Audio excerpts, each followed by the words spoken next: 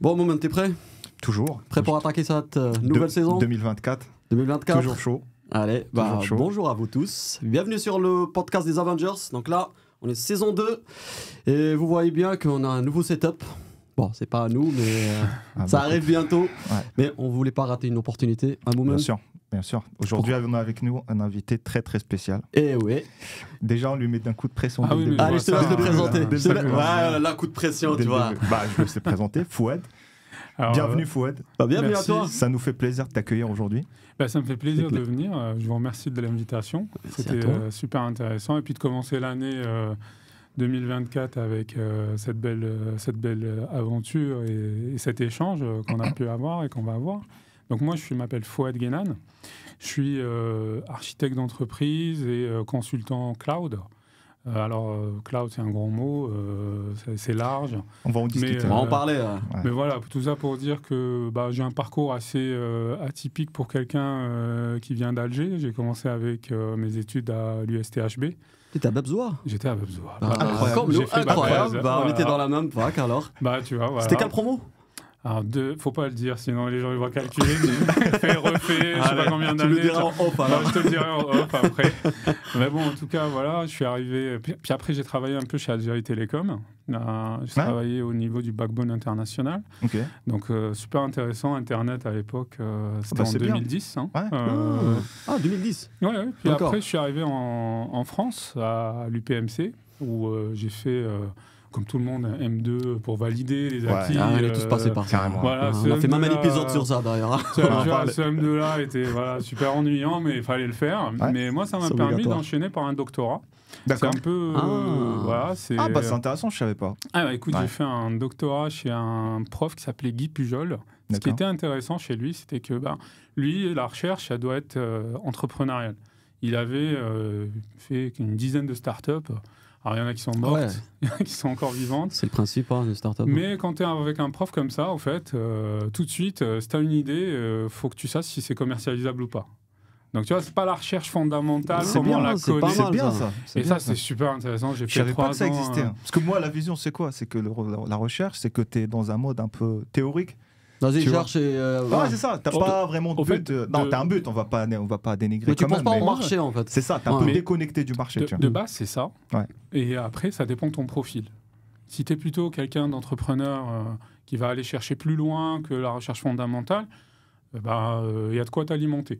Ouais. Sinon, si tu fais juste ton développement, ta recherche, tes tests et tu publies, effectivement, ça marche aussi. Tu vois. Ça dépend ce qu'on veut dans la vie et puis comment. Non, c'est clair, comment- c'est dans l'objectif. Ouais.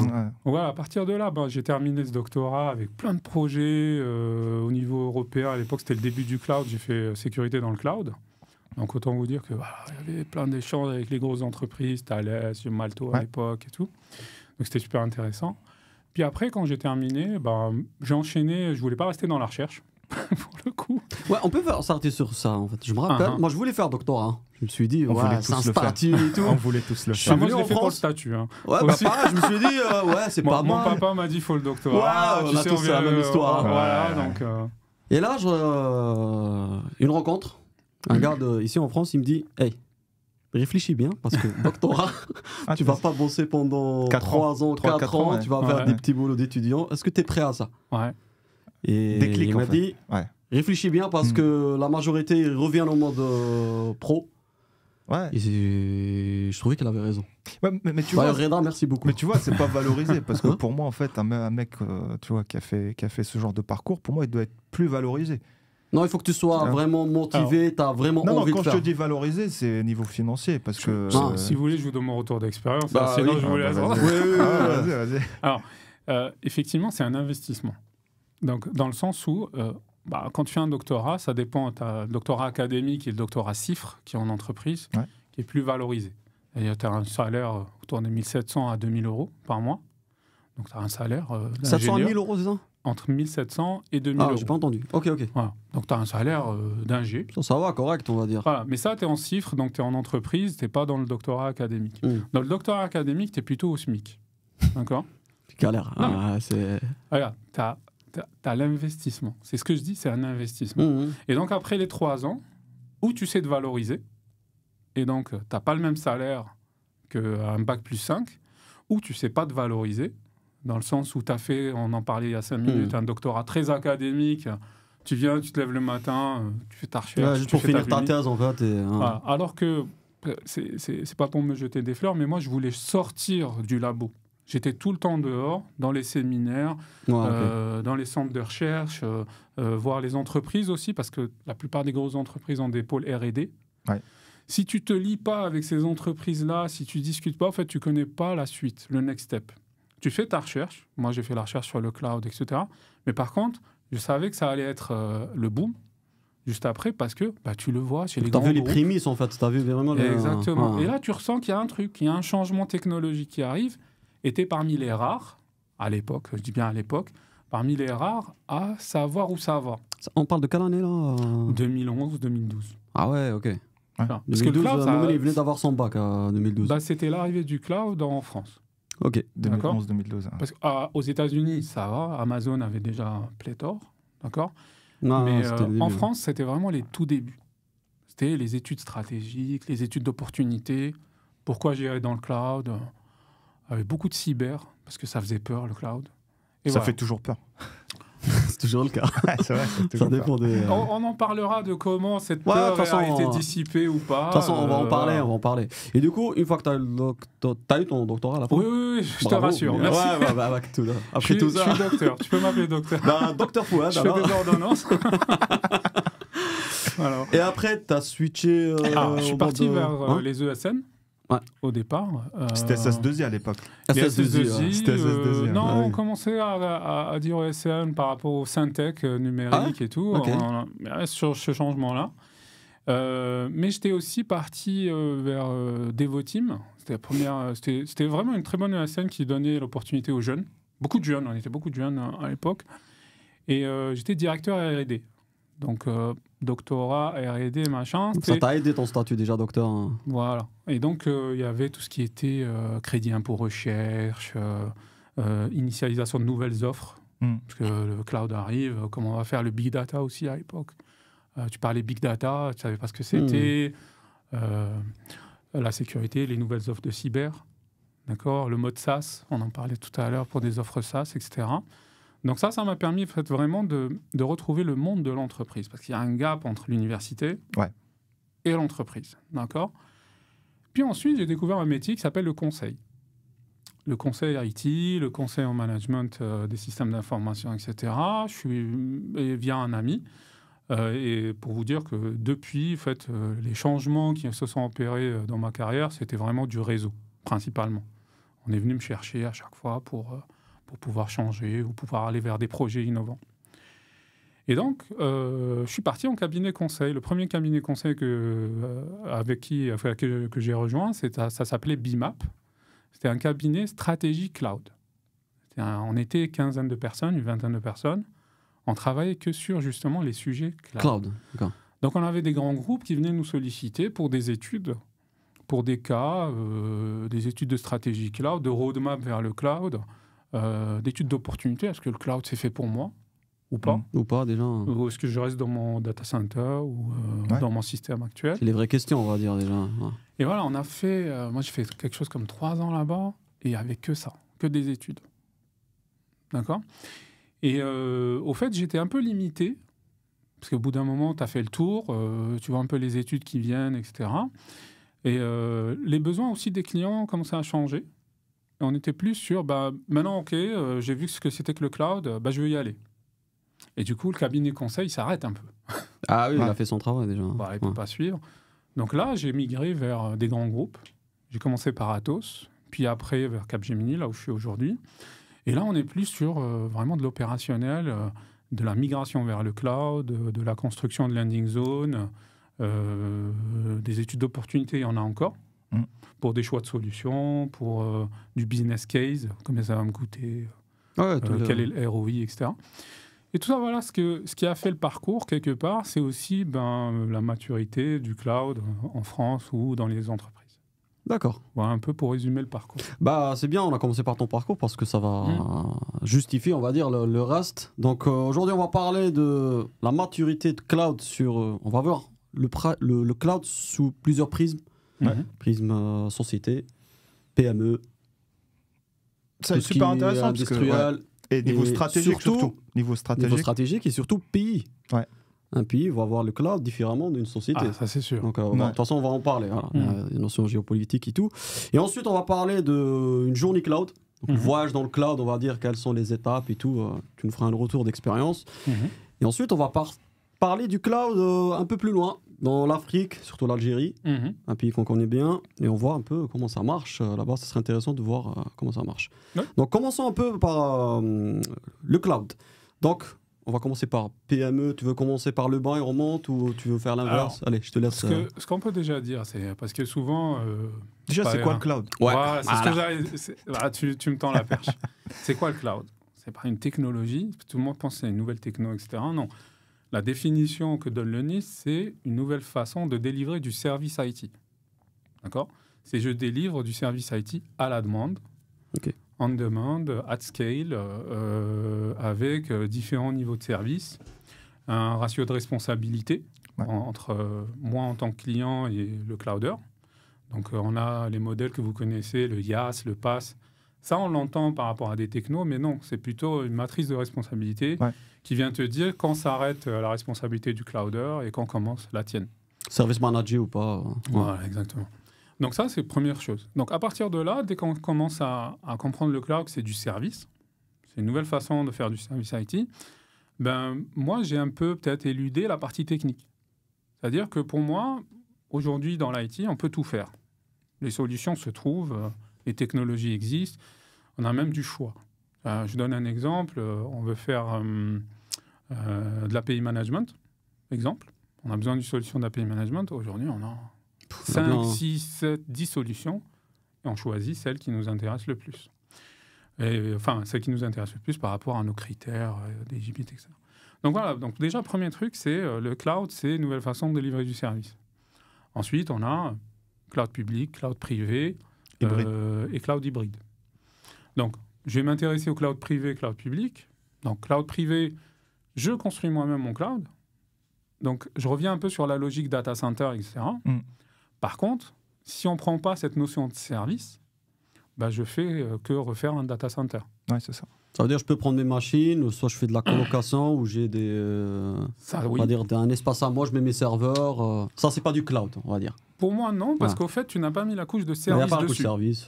C'est-à-dire comment je provisionne des VM de façon automatisée. C'est de l'automatisation. Voilà, Tout à via fait, un portail ou via de phrase code l'API, voilà, de la phrase code, etc. Mm.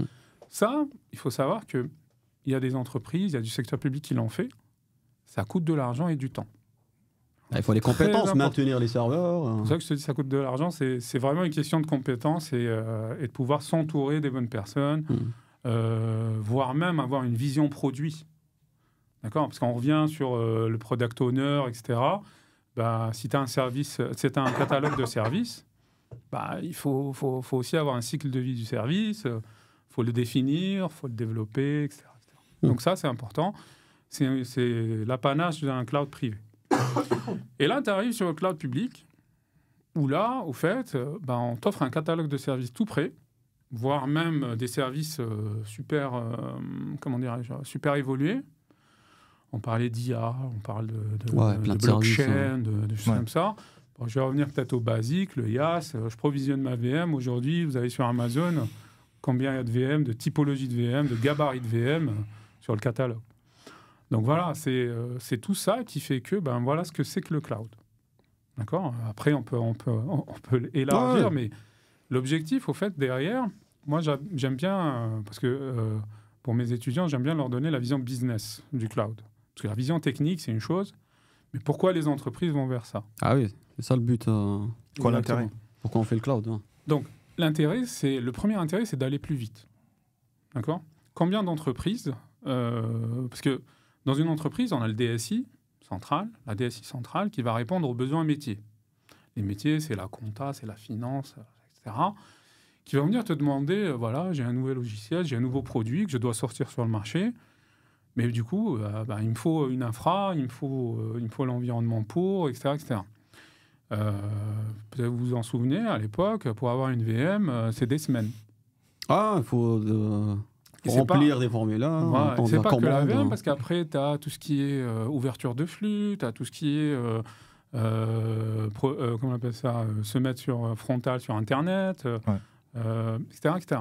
Ça, Donc, tout ça, si le hardware, il est prêt déjà. Hein. Parce que des fois, il y a si des le hardware commandes. est prêt, voilà, tu as des tout fois, il y a à des fait commandes raison. serveurs. C'est tout ça.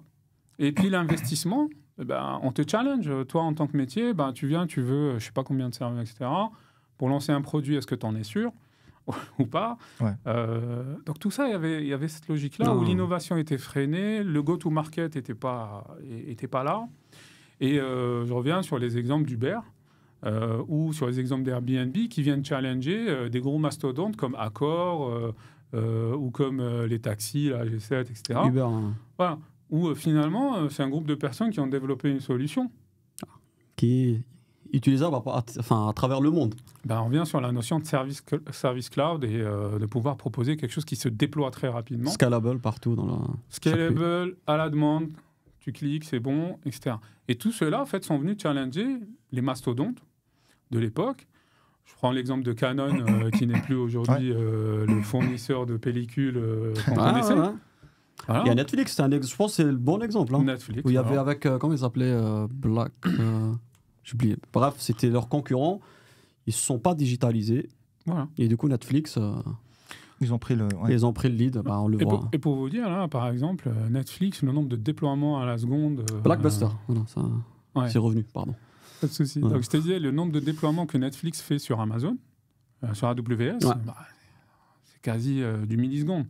Tellement ils maîtrisent le service catalogue, le nombre de déploiements, etc. Ils font plusieurs déploiements en prod. Le développeur, il déploie sans autorisation en prod. Hein. Ils sont vraiment dans un niveau... Après, voilà, c'est le niveau de maturité dont on parle. On maîtrise à un niveau très, très, très fin, un microservice, les notions de microservices, etc., où on commence à maîtriser. C'est le niveau de maturité, au fait, qu'on va avoir. Et à partir de là, moi, ce que j'ai vu au fur et à mesure des années, il y avait des secteurs qui étaient plus précoces, on va dire. Ouais. Et c'est vraiment les secteurs financiers. C'est lesquels les secteurs où tu as vraiment besoin d'être attractif et besoin d'accélérer sur les markets, tu as tout ce qui est assurance, tout ce qui est finance. Moi, je les voyais plus, ils ont peur du cloud. J'avais cette idée dans ma tête, moi. Alors, moi, d'un point de vue technique, par rapport au retour d'expérience, c'est ce que j'ai vu, hein, sans citer bien sûr ni d'acteurs, assurance ou banque ou autre, mais en tout cas, ils sont très, on va dire, ils mettent le frein sur la partie adoption pour des raisons sécu, bien sûr, très évidentes, pour des raisons législatives aussi des fois, parce qu'il y a les législations françaises des fois qui bloquent. Ils partent. Mais on va dire qu'ils ne mettent pas tous leurs œufs dans le même panier. Ça veut dire qu'ils partent sur des périmètres bien précis. Parce qu'il y a eu des études qui ont été faites, comme tu l'as bien précisé. Mais en tout cas, je n'avais pas cette vision que c'était eux les précurseurs. Alors, c'est parmi les early adopters. D'accord ? Quand je dis ça, pourquoi ? Parce qu'en fait, on ne le voit que sur le cloud public. Ils ne sont pas partis sur le cloud public. Mais au contraire, ils ont modernisé leur SI data center, effectivement. Et leurs data centers, qui ne sont plus des data centers classiques. C'est des clouds privés. Ça devient des clouds privés. Ils ont investi des sommes importantes. Il y a la couche service, on va dire. Combien de banques aujourd'hui ont des feature teams qui mettent en place des PI planning pour sortir des nouveaux produits ou d'infra ou métiers pour pouvoir les proposer en interne. D'accord ?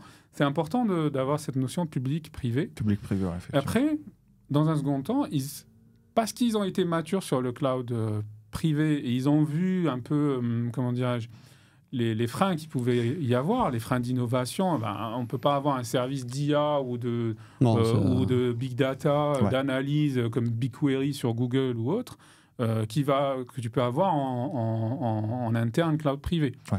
Que tu puisses avoir n'importe quelle équipe de développement qu'elle soit. Les investissements, si on les voit chez les clouders en R&D, ce n'est pas les mêmes qu'une grande banque peut avoir. Ou autre. Mais du coup, quand ils ont vu ça, ils se sont dit, OK, on va être opportuniste, comme tu l'as dit il y a 2 minutes, c'est-à-dire on va avoir des use cases sur le cloud public, parce qu'on va consommer du service qu'on n'a pas en interne, tout en restant dans la partie réglementaire, etc. Donc j'ai vu des banques, des assurances qui ont énormément négocié avec les cloud providers sur la partie contractuelle. C'était pas des hyperscalers. Si, on parle d'hyperscalers pour le coup. Okay. Ouais. Donc on parle de Google, AWS, d'Azure, qui ont été... Alors, Google est arrivé en challenger récemment, il y a quelques années. mais on n'est pas au même niveau d'adoption qu'auraient Amazon et Azure aujourd'hui. Il faut se le dire. Ça arrive, vient. Ça commence. Ouais. Et vous le voyez dans le Gartner, vous avez le Magic Quadrant, vous voyez bien que ça vient. Et puis il y a un outsider qui est un peu plus bas, qui s'appelle Alibaba. C'est plus la zone Asie. Hein. Ils sont très bons sur la région Moi, j'ai Asie. été étonné. Je les ai rencontrés il y a quelques années, mais c'est un mastodonte en Asie. Ouais. En fait, on regarde souvent à gauche de la planète. Moi, j'étais à une présentation Alibaba Cloud. Je peux te dire qu'ils ont présenté déjà le groupe Alibaba. J'étais là en mode, mais c'est quoi ces chiffres au fait? On parle de milliards. En fait, on parle à partir du milliard. Tu sais, on a les GAFAM côté sur le broadcast, sur le côté plutôt asiatique, c'est les BATX. Ça veut dire tu as le Baidu, tu as Alibaba, le Tencent et Xiaomi. Ça veut dire c'est un peu les grands groupes on a tendance à voir que les groupes américains. Et juste pour info, hein, les JO de Paris. C'est Alibaba, c'est sur Alibaba. Non. Oui. Ouais, c'est Alibaba. Oui, mais depuis très longtemps, c'est pas... Choqué, hein. T'es choqué. Okay. Je te donne une info, les JO 2024, l'infra, elle va être hébergée chez Alibaba et elle va être opérée par Atos pour des raisons RGPD. Alors, pour info, je sais, j'étais chez Atos. Donc je sais tout ce qui est... tu nous en parles là. Non, pas trop. Mais tout ça pour te dire que c'est pas... Je pense que c'est les deuxièmes JO ou c'est pas les premiers qui sont sur Alibaba. D'accord ? Je suis pas sûr de l'info, mais de souvenir, c'est pas nouveau. Ok. D'accord ? Et faut se dire qu'Alibaba, c'est un clouder qui ambitionne d'être le Amazon de l'Asie. Il l'est peut-être déjà, mais lui, par exemple, en discutant avec eux, leur cible, c'est Amazon. C'est être au niveau d'Amazon, c'est être le premier dans le Magic Quadrant. C'est pas parce que quand on leur a dit, leur site, hein. vous voulez aller où ? C'est quoi vos ambitions ? Mais en Asie, c'est tout à fait normal. Si tu regardes la présence en termes de data center, parce que c'est un peu ça aujourd'hui qu'on va poser sur la map, tu vois, c'est les premiers. Tu veux t'implanter, par exemple... Alors la Chine, ils sont très très très loin des États-Unis. Hein. Non, mais je te dis Alibaba, l'implantation en Asie. Ça veut dire qu'ils tu parles je crois que tu parles en termes de nombre de data centers. Si tu parles, par exemple, d'une start-up qui veut s'implanter en Asie ou autre, je pense à Alibaba. Ça va chez eux. Tu vas te poser la question. C'est déjà même plus que les start-up. Tous les groupes, tous, peut-être pas, mais les grands groupes de luxe, aujourd'hui, si tu veux vendre en Asie, si tu veux t'implanter en Asie, en Chine, etc., ton infrastructure sera chez Alibaba. Ouais. Parce que tu as une réglementation qui fait que pour avoir le même niveau de service que ce que tu aurais sur de l'Amazon ou sur de l'Azure, tu vas être hébergé sur de l'Alibaba. C'est là où on voit qu'un pays avec une réglementation, il peut changer le marché en fait. Hein. C'est important de le dire parce que... Après, il n'y a pas que la réglementation, il y a aussi la scalabilité. Tu as vu le nombre de personnes, le marché que tu adresses, si tu adresses le marché chinois, c'est beaucoup plus important que l'Europe déjà. Non, mais si tu mets une contrainte de la data, elle ne sort pas, le pays, il dit la data, elle ne sort pas. Donc, les hyperscalers, on va dire américains, ils ont du mal à s'implanter là-bas et ça laisse le champ, on va dire, à Alibaba de vraiment... Et on revient au réglementaire. Quelque part, la peur dont tu parlais au tout début du cloud, en fait, la plupart des entreprises aujourd'hui, et par secteur, l'ont pas enlevée, elle est existante. Et donc, tu as des mesures et des contre-mesures de cybersécurité à mettre en place. Tu as ce qu'on appelle des best practices. Mais tu as aussi la partie juridique.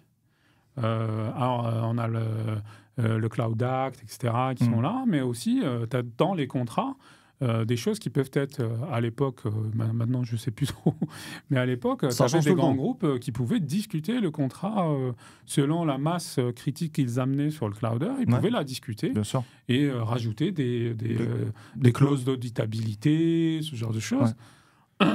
J'ai même vu quelques groupes qui ramenaient même leurs éléments de chiffrement dans les data centers d'Amazon ou dans les data centers HSM, les appareils HSM, exactement. C'est Thales qui les fait en France, il me semble. Ouais, il a des produits type Gazelle et autres. C'est le Keyvolt, Azure Keyvolt, il est sur chez Thales, c'est eux qui font l'HSM. Et tu as le dedicated aujourd'hui HSM, c'est un peu technique, mais c'est un produit qui est venu de là. Avant, on l'avait pas. Mais c'est des besoins de chiffrement de grands groupes qui fait que les clouders se sont un peu plus ouverts. Après, ils se sont adaptés. Mais en fait, tu as évoqué des points, je pense, qui sont super intéressants, quelle que soit l'entreprise, en termes de dire, OK, on ne connaît pas le cloud, on va mettre nos données, on va les externaliser s'il y a toujours un risque. Ma vision, c'est qu'on a beau en fait mettre en place des règles d'encryption, HSM, de ce que tu veux, des clauses de contrat, mais à un moment donné, il te faut la confiance en fait. Il te faut la confiance. Ça veut dire que ta donnée, pour l'externaliser, tu peux mettre on va dire toutes les best practices cybersécurité possibles et imaginables, tous les standards. Si on veut les prendre, on les prend. Hein. C'est ça. Ça veut dire, à un moment donné, si tu n'as pas, on va dire, une relation de confiance avec l'hyperscaler, ça va mal se passer en fait. Le Cloud Act, il le dit. Tu partiras. Déjà. Trump a dit s'il y a une menace, je prends ta data. Si tu es hébergé sur un hyperscaler américain, data center américain, peu importe le pays, je prends ta data et je l'exploite. Et tu n'as rien à dire. Parce que j'ai vu c'est là où il y a un problème de souveraineté, on va dire. Les Européens, ils ont. On en parlera, la souveraineté. Je pense à la fin, mais en tout cas, voilà. Pour moi, la confiance, ça te passe intangible en fait. Tu vois. Moi, parfois, je dis, est-ce qu'on n'avait pas le même sujet dans les data centers? C'est-à-dire, quand on était chez nous, la technologie, c'est pas toi qui l'a. Le serveur, c'est pas toi qui l'a créé. Ouais. Le backdoor, effectivement, peut être là. L'OS, c'est pas toi. Le Cisco là, que tu utilises. Tu maîtrises rien. Le Cisco, le routeur Huawei, il est Huawei. Voilà. Donc, parfois, la confiance n'exclut pas le contrôle. Donc, tu peux mettre en place des mécanismes, comme tu dis, de sécurité, etc. Après, tu as une question de souveraineté. Tu as des doctrines. Aujourd'hui, par exemple, en France, tu as une doctrine cloud qu'il faut suivre. Tu as du matériel qui est interdit ou pas à l'usage dans les réseaux cœur ou dans les réseaux data center. Toutes ces choses-là, il y a des experts qui les connaissent, qui vont t'aider à alimenter ta réflexion. Et au bout d'un moment, faut se dire que faut y aller ou pas. Est-que le jeu en vaut la chandelle? C'est le premier cours de cyber qu'on te donne. Hein. C'est est-ce que les éléments de sécurité, les mécanismes de sécurité que tu mets en place, le coût que ça donne, vaut le risque que tu protèges. Parce que ça vaut la chandelle. Hein. Voilà. C'est-à-dire que demain, si tu es en train de protéger, je sais pas, la donnée du nombre de places de parking que tu as dans ton entreprise, tu mets je sais pas quoi comme mécanisme de sécurité en face, ça vaut vraiment le coup. C'est pour ça qu'on commence à voir des entreprises, qu'on commence à voir, tout le monde classifie, les grands groupes classifient leurs données. Il y a une politique de classification de la donnée, pas que vis-à-vis d'un cloudeur, même vis-à-vis d'un employé. En interne. Voilà. Et à partir de là, il y en a qui ont besoin d'avoir un cloud privé. C'est un besoin, qu'il soit réglementaire ou qu'il soit par rapport à la criticité des données. Il y en a d'autres qui ont besoin, qui peuvent se permettre, avec une classification de données très mature, à se dire, cette partie-là, OK, cloud public, le jeu en vaut la chandelle, l'intérêt que j'ai... Le risque, il n'est pas... Parce que les entreprises sont là pour faire du business. Si on parle d'entreprises secteur privé, ils sont là pour faire du business. Donc l'IT ne doit pas être un frein au business, sinon on se retrouve dans les épisodes précédents c'est ça, c'est où j'ai du Airbnb, où j'ai du Uber qui viennent me challenger. Aujourd'hui, le time to market, ça veut dire si tu es dans tes data centers et tu veux avoir un service performant pour attaquer un nouveau marché, par exemple, exact. Pour concurrent, tu as le concurrent qui a lancé une nouvelle feature, tu veux faire la même au mieux. Si tu le fais chez toi, ça va te prendre 1 an. Par contre, si tu l'externalises, ça va te prendre 6 mois. Mais toi, cybersécu, tu vas dire, les gars, c'est pas bon ce qu'ils sont en train de faire. C'est pas bon. Parce que on connaît tous, Move to Cloud, en général, c'est quoi? On va vers le cloud. C'est très rare qu'il y ait une étude, quelque chose de carré, de bien étudié, etc., de dire, OK, voilà les risques, voilà les avantages, voilà le business case, etc. C'est à l'opportunité, en fait, qu'on va y aller. Il y a, pour les grands groupes, je veux dire, il y a des études qui sont faites par rapport au coût d'un risque.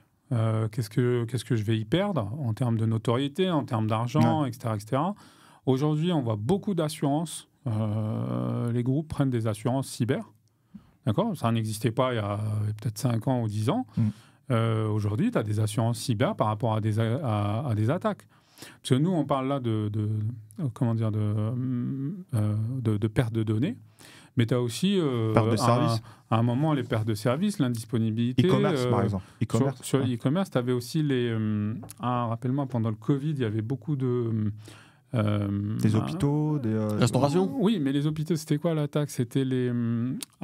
tu sais, on te bloque ton système. Les encryptés. Voilà. Tu vois de quoi je parle? J'ai plus de nom. Pareil, ça met... peu importe. Bon, on mettra en titre. Tu vas dire un acraï, mais c'est pas ça. Mais c'est une des attaques. Et donc, à partir de là, en fait, il y a des assurances aujourd'hui qui sont mises en place. Tu payes ta cotisation d'assurance et tu peux avoir... Mais l'assurance, c'est-à-dire, on est d'accord, l'assurance, c'est financier. Est-ce que le Après, client... tu as la réputation. La réputation et le client. Moi, je fais de l'e-commerce. Tu vas me rembourser, je sais pas, je vais dire, OK, si j'ai une coupure de service d'1 heure, c'est l'équivalent à 1 million d'euros, par exemple. Par contre, le client, moi, client, qui suis un user, je suis à la fin, bah là, j'aurai une réputation, on va dire, j'aurai une mauvaise vision. En tout cas, je vais mettre une étoile sur ton site. Je ne mettrai pas ma carte déjà. Alors, on est d'accord là-dessus, mais par contre, ça a empêché les sites e-commerce d'être dans du cloud. Aujourd'hui, quasi majorité des sites e-commerçants sont sur du cloud public. Pourquoi ? Parce que les clouds publics, par exemple, tu vas te ramener le service anti-DDoS. Ouais. Tiens, il va te mettre en place la scalabilité dynamique, le fait que tu puisses être redondant sur plusieurs plaques géographiques, le fait que tu puisses être redondant tout court, c'est-à-dire une architecture résiliente, microservices. Aujourd'hui, tu peux avoir par exemple ton panier, le service panier de ton site qui est indisponible, mais tu as toujours une user experience qui fait que tu peux te balader sur le site. Parce que c'est tellement découpé en microservices que voilà, tu n'as pas l'ancien monolithique qui tombe, tout le site tombe. Tu as des plateformes maintenant, tu as Shopify par exemple. Oui, aussi. Si sur un Kubernetes derrière, ça te pompe ta boutique. Voilà. Donc voilà, vous voyez la différence de services et l'évolution des services. Et par secteur, on parle du retail, là. J'ai envie de dire, regardez les retailers aujourd'hui dans la rue. La plupart sont en train de fermer. Ouais. Par contre, sur Internet, voilà. Mais ça vient d'où ? Ça vient pas du fait que c'est mieux d'acheter en ligne. Enfin, si, dans l'usage, ça commence... C'est plus pratique. Tu es chez toi. Oui, mais comment on est arrivé à ça ? C'est la maturité des services IT et de la façon de délivrer un service IT qui fait que on est sur des déploiements en microsecondes, secondes. Il y a le Covid qui a accéléré aussi. C'est ça. Il y a le contexte qui a fait que, contexte sanitaire aussi. Et aujourd'hui, les entreprises, ils parlent d'omnicanal. Ça veut dire, omnicanal, c'est quoi ? C'est j'ai une boutique physique, je suis présent sur Twitter, sur Instagram, j'ai une boutique en ligne, tu vois. J'ai une boutique sur Amazon, etc. Ça veut dire qu'aujourd'hui, ils sont omnicanal, ils sont obligés d'être présents partout. En plus, il y a le Web3 qui arrive. Là, on va parler de métaverse. Du coup, là, on parle que d'avantages. On a parlé d'inconvénients depuis tout à l'heure sur la partie cyber, confidentialité. On a fait trop de pub au cloud là, pour l'instant, je trouve. Il faut que je vende le produit. C'est pas mal. Faut que je fasse la on fait tous du cloud, mais on va se dire, c'est une migration, elle peut très très mal se passer. Je pense qu'on a... Voilà, donc... Est-ce que tu en as déjà vu qui reviennent du cloud déjà ? Qui reviennent dans quel sens ? Qui disent, OK, on est parti dans le cloud. Comme je disais, c'est un peu claquement de doigts, on y va. Au bout de 6 mois, 1 année, moi, ce que j'ai vu, c'est les coûts qui explosent. Ouais. Oui, tout à fait. Et ils vont dire, non. C'est pas rentable, on revient. Alors, ça a pu déjà arriver, d'accord, mais pas sur des gros périmètres. D'accord, parce que la plupart du temps, c'est vraiment des décisions humaines au final qui font que le DSI, avec plein d'arguments et d'indicateurs, va dire, on y va. Ça va être notre chemin pendant 5 ans, parce que ce n'est pas des petits projets. Donc, c'est peut-être des décisions très importantes pour dire on y va, et toute l'équipe autour va se mettre en ordre de marche pour y aller. D'accord ? Mais au amont, tu as eu beaucoup d'études, de la stratégie, des use cases, des business cases, etc., qui ont fait que ils vont se dire on y va. Okay ? Et puis, tu as ceux qui commencent par des petits périmètres pour tester, pour essayer un périmètre du SI qui vont essayer, qui ont vu justement les coûts exploser. Alors, les coûts explosent, j'ai envie de dire oui, ça peut arriver. Surtout, la première erreur qu'on peut retrouver, c'est des architectes ou des personnes qui vont faire le on-premise dans le cloud. C'est-à-dire que ce n'est pas totalement l'adoption du cloud. Ce n'est pas comme ça que ça marche. C'est lift and shift, en fait. Pas que. Le lift and shift, c'est que tu prends ta VM comme elle est et tu la mets dans le cloud. Là, je te parle vraiment de l'architecture de l'ensemble de ton SI. C'est-à-dire tes firewalls, toute l'infra, la DMZ, machin, tu la prends, tu la remets comme c'est, avec le même coût de licensing. Alors, il faut savoir, les licences, par exemple, firewall, les licences de type agent de sécurité comme Qualys, etc., c'est pas le même modèle on-premise et cloud. Ça change. Du coup, si tu fais pas ce changement-là, le licensing, le management du licensing, c'est hyper important. Donc ça va te coûter. Le fait de laisser tes VM non-stop, ne pas, par exemple, faire les réserves d'instances. Ouais. Si tu sais que tu vas consommer tant, machin... Tu prends pour 3 ans directement. Oui, mais quand tu es c'est pas le côté timide, mais quand tu es un peu dans « je veux essayer », et que tu refasses les mêmes erreurs, tu veux pas prendre ce qu'on appelle un CCOI, un Cloud Center of Excellence, que tu mets en place avec les bons people pour accompagner et préparer en amont, etc. Bah oui, ça peut être ça. Ça a un coût après, hein, c'est sûr. Il faut être déjà niveau groupe. C'est pour ça qu'on appelle ça un programme de transformation. C'est un programme, il n'y a pas que la techno. Il y a la partie people, donc tes skills, il faut reskiller les personnes qui sont là, il faut de nouvelles personnes, accompagner et tout. etc. Et tu as la partie process, le modèle opérationnel que tu avais avant ou que tu as pendant la transition, parce que c'est une période de transition. Il faut l'adapter, il faut avoir le évoluer. Hein. Et tout ça, en fait, oui, effectivement, les gens voient le coup, le côté sécurité.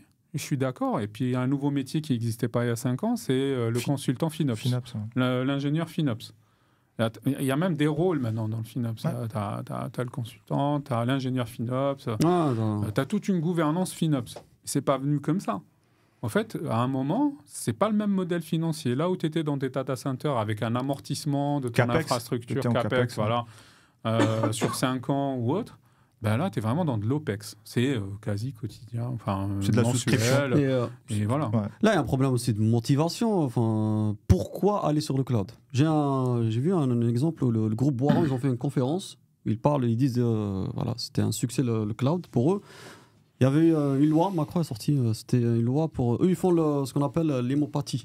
La médecine, il y a une loi qui dit, 2000, je ne sais pas quelle année... Les données de santé ? Ouais, en fait, non, c'est pas les données de santé. L'hémopathie, c'est une médecine un peu différente. Homéopathie, ouais, c'est une médecine traditionnelle, plus ou moins. Oui, qui se base sur plein de choses. Ouais. Bon, je ne maîtrise pas. Mais il y avait une loi qui dit, c'est plus remboursé par la sécurité sociale. Et là, mon gars, moins 15% de leurs chiffres. Et tu as le DSI qui explique, il a dit, le cloud, là, il faut se diversifier et faire plusieurs offres sur plusieurs pays. Et leur infra ne tient pas. Donc, le cloud, c'est devenu une histoire de survie pour eux. Ouais. Et là, ce n'était pas un CCOI et tout. Ils sont partis directement. La motivation était là, tu vois. Et les skills, ils ont construit avec le temps. C'est pour ça que je te dis, alors ça peut s'appeler CCOI comme ça peut s'appeler autre chose, mais à partir du moment où tu te dis que on a un programme de transfo qu'il faut lancer. C'est-à-dire, on doit se transformer, on doit être plus digital, on a des enjeux business. Le cloud est là pour y répondre. Alors, c'est comme une voiture. Si tu sais conduire, ça va plus vite. Si tu dois apprendre en conduisant, tu passes par une auto-école, etc. Et l'image, c'est pour dire, voilà, il y a des ESN aujourd'hui qui accompagnent les clients, il y a des architectes. C'est ce qu'ils ont fait d'ailleurs, hein. Ils se sont fait accompagner par... C'est souvent comme ça, nous, par exemple, on a des contrats sur plusieurs années pour faire la migration, les études, le run, l'exploitation, parce que derrière, il y a... tu vas vers le cloud, mais après, tu n'exploites rien du tout. Effectivement. Et voilà, tout ça fait que... effectivement, au bout d'un moment, c'est ce que je disais tout à l'heure, la décision d'y aller. Le cloud, la décision d'aller vers le cloud, ça doit être une décision qui doit être sponsorisée en plus haut lieu de l'entreprise. D'accord ? On peut pas... Et même de l'État. Par exemple, si on parle de secteur public, aujourd'hui, la DINUM, direction du numérique de l'État, elle n'est pas en dessous du ministère X ou Y, elle est au niveau du bureau du Premier ministre. Donc c'est important pour dire, voilà, la numérisation de l'État, c'est tout le monde qui doit s'y mettre. Et ça vient du bureau du Premier ministre. Pour donc revenir là, au secteur public. Tu as fait la transition vers... donc là, on parlait un peu des sociétés et tout. Donc société, on est d'accord. Généralement, l'objectif d'aller sur le cloud, c'est accélérer le business à la fin. Tu modernises ton infra pour vraiment accélérer le time to market. Ça, c'est le prisme société. Maintenant, si on prend la vision... chef d'État. Un pays. On dit comment il voit le cloud. Parce que là, chaque pays déjà a sa perception de la data. Si on donne un exemple, la France, en Europe, on va dire la data, c'est considéré comme une extension de la personne. C'est comme si c'est ton bras. Aux États-Unis, c'est différent. C'est comme si c'est ton téléphone, c'est un objet qui t'appartient, mais je peux l'exploiter. Tant que je ne le fais pas entrer dans le mur, ça va. Donc déjà, la perception de la data, elle est différente. Il y a un aspect géopolitique aussi. Là, plus tu as de data center, ça veut dire tu peux héberger la donnée d'autres pays, du coup ça donne il y a plusieurs aspects. De toute façon, tu as parlé de choses intéressantes, c'est que là aujourd'hui la data, pourquoi elle est importante ? C'est par rapport à l'intelligence artificielle, c'est pour ça qu'on en parle beaucoup. Tout le traitement. Avant c'était important, mais là aujourd'hui, tu vois, on en parle du matin au soir. En tout cas pour la partie cloud, si on n'a pas l'infrastructure qui est déjà en place de type le réseau et les data centers, on ne peut pas parler de cloud, parce que le cloud c'est une surcouche. On va juste rajouter une surcouche de services sur nos data centers. Et si on n'a pas le réseau, effectivement, ça va être compliqué. En France, aujourd'hui, on n'a pas d'acteurs. Il y a un retard. On n'a pas d'acteurs qui concurrencent les hyperscalers, parce que tout simplement, en fait, le virage n'a pas été pris à temps. Ça, c'est de 1. De 2, les investissements, c'est pas les mêmes. Tu prends par exemple les investissements aujourd'hui OVH qui sont faits sur ces parties, il n'y a pas photo. En termes de surface cloud, hein, on est à la moitié déjà de UK. Hein. UK, je pense qu'ils sont 2e, 3e au monde. Les États-Unis, je pense qu'ils sont à 400 à peu près. Les États-Unis, 2700, je pense, tu vois le gap déjà, c'est énorme. Ouais. C'est pas pareil par rapport à ça. Non, mais tu as eu des acteurs aujourd'hui qui veulent faire, en France en tout cas, qui veulent faire du cloud, comment ils appellent ça déjà Sur quoi tu parles des acteurs qui veulent faire du cloud français en fait, purement français. Je sais pas comment ça... Cloud souverain. Cloud souverain, merci. Cloud souverain. Mais en fait, comment ils le font? C'est à travers les hyperscalers. Tu prends par exemple une filiale de Thales qui font... c'est Sens, ça s'appelle. C'est Sens, en fait, ils le font avec Google. C'est-à-dire c'est une surcouche sur GCP. Tu vois. Ça veut dire quoi? Ils prennent leur hardware à eux, ça veut dire la data reste en France, c'est leur data center, il y a une couche hardware, une identité en fait, d'anonymisation. En fait, dans tout ce que vous dites depuis tout à l'heure, il y avait 3-4 points. Tu parlais de la data par rapport à un pays, la stratégie cloud ou la stratégie de numérisation par rapport à un pays. Toi, tu disais, à un moment, les infrastructures d'un pays doivent être au niveau ou pas pour pouvoir faire le truc. Et le lien entre les deux, c'était, mais aujourd'hui, on a des clouds souverains ou des initiatives de cloud souverains où on en est dans ce sujet. Alors, la géopolitique, je ne te l'apprends pas, mais c'est depuis belle lurette que la donnée, n'importe quelle donnée, personne, données stratégiques, brevets pour des entreprises, etc., c'est le nerf de la guerre. D'accord ? C'est la donnée que tout le monde voudrait avoir. Historiquement, où tu as la capacité de pouvoir tracter la donnée, où on vient l'héberger chez toi, etc., etc. Bon. Pour un État, la donnée est très importante et quasiment... c'est leur richesse. C'est la richesse. C'est parmi les richesses, je ne vais pas dire naturelles, mais c'est parmi les richesses du pays. Et donc, à partir de là, au fait, tu as un traitement qui doit être fait, qui doit être très minutieux. On n'a pas les mêmes enjeux quand on est un État, quand on est une entreprise. Exactement. Ouais. Une entreprise, ça va être un enjeu économique, etc., etc. L'État, c'est un enjeu de souveraineté. C'est pas du tout la même chose. C'est un enjeu de géopolitique, comme tu l'as dit, etc. Donc, à partir de là, on n'a pas la même vitesse. On réfléchit plus. On agit moins dans le sens...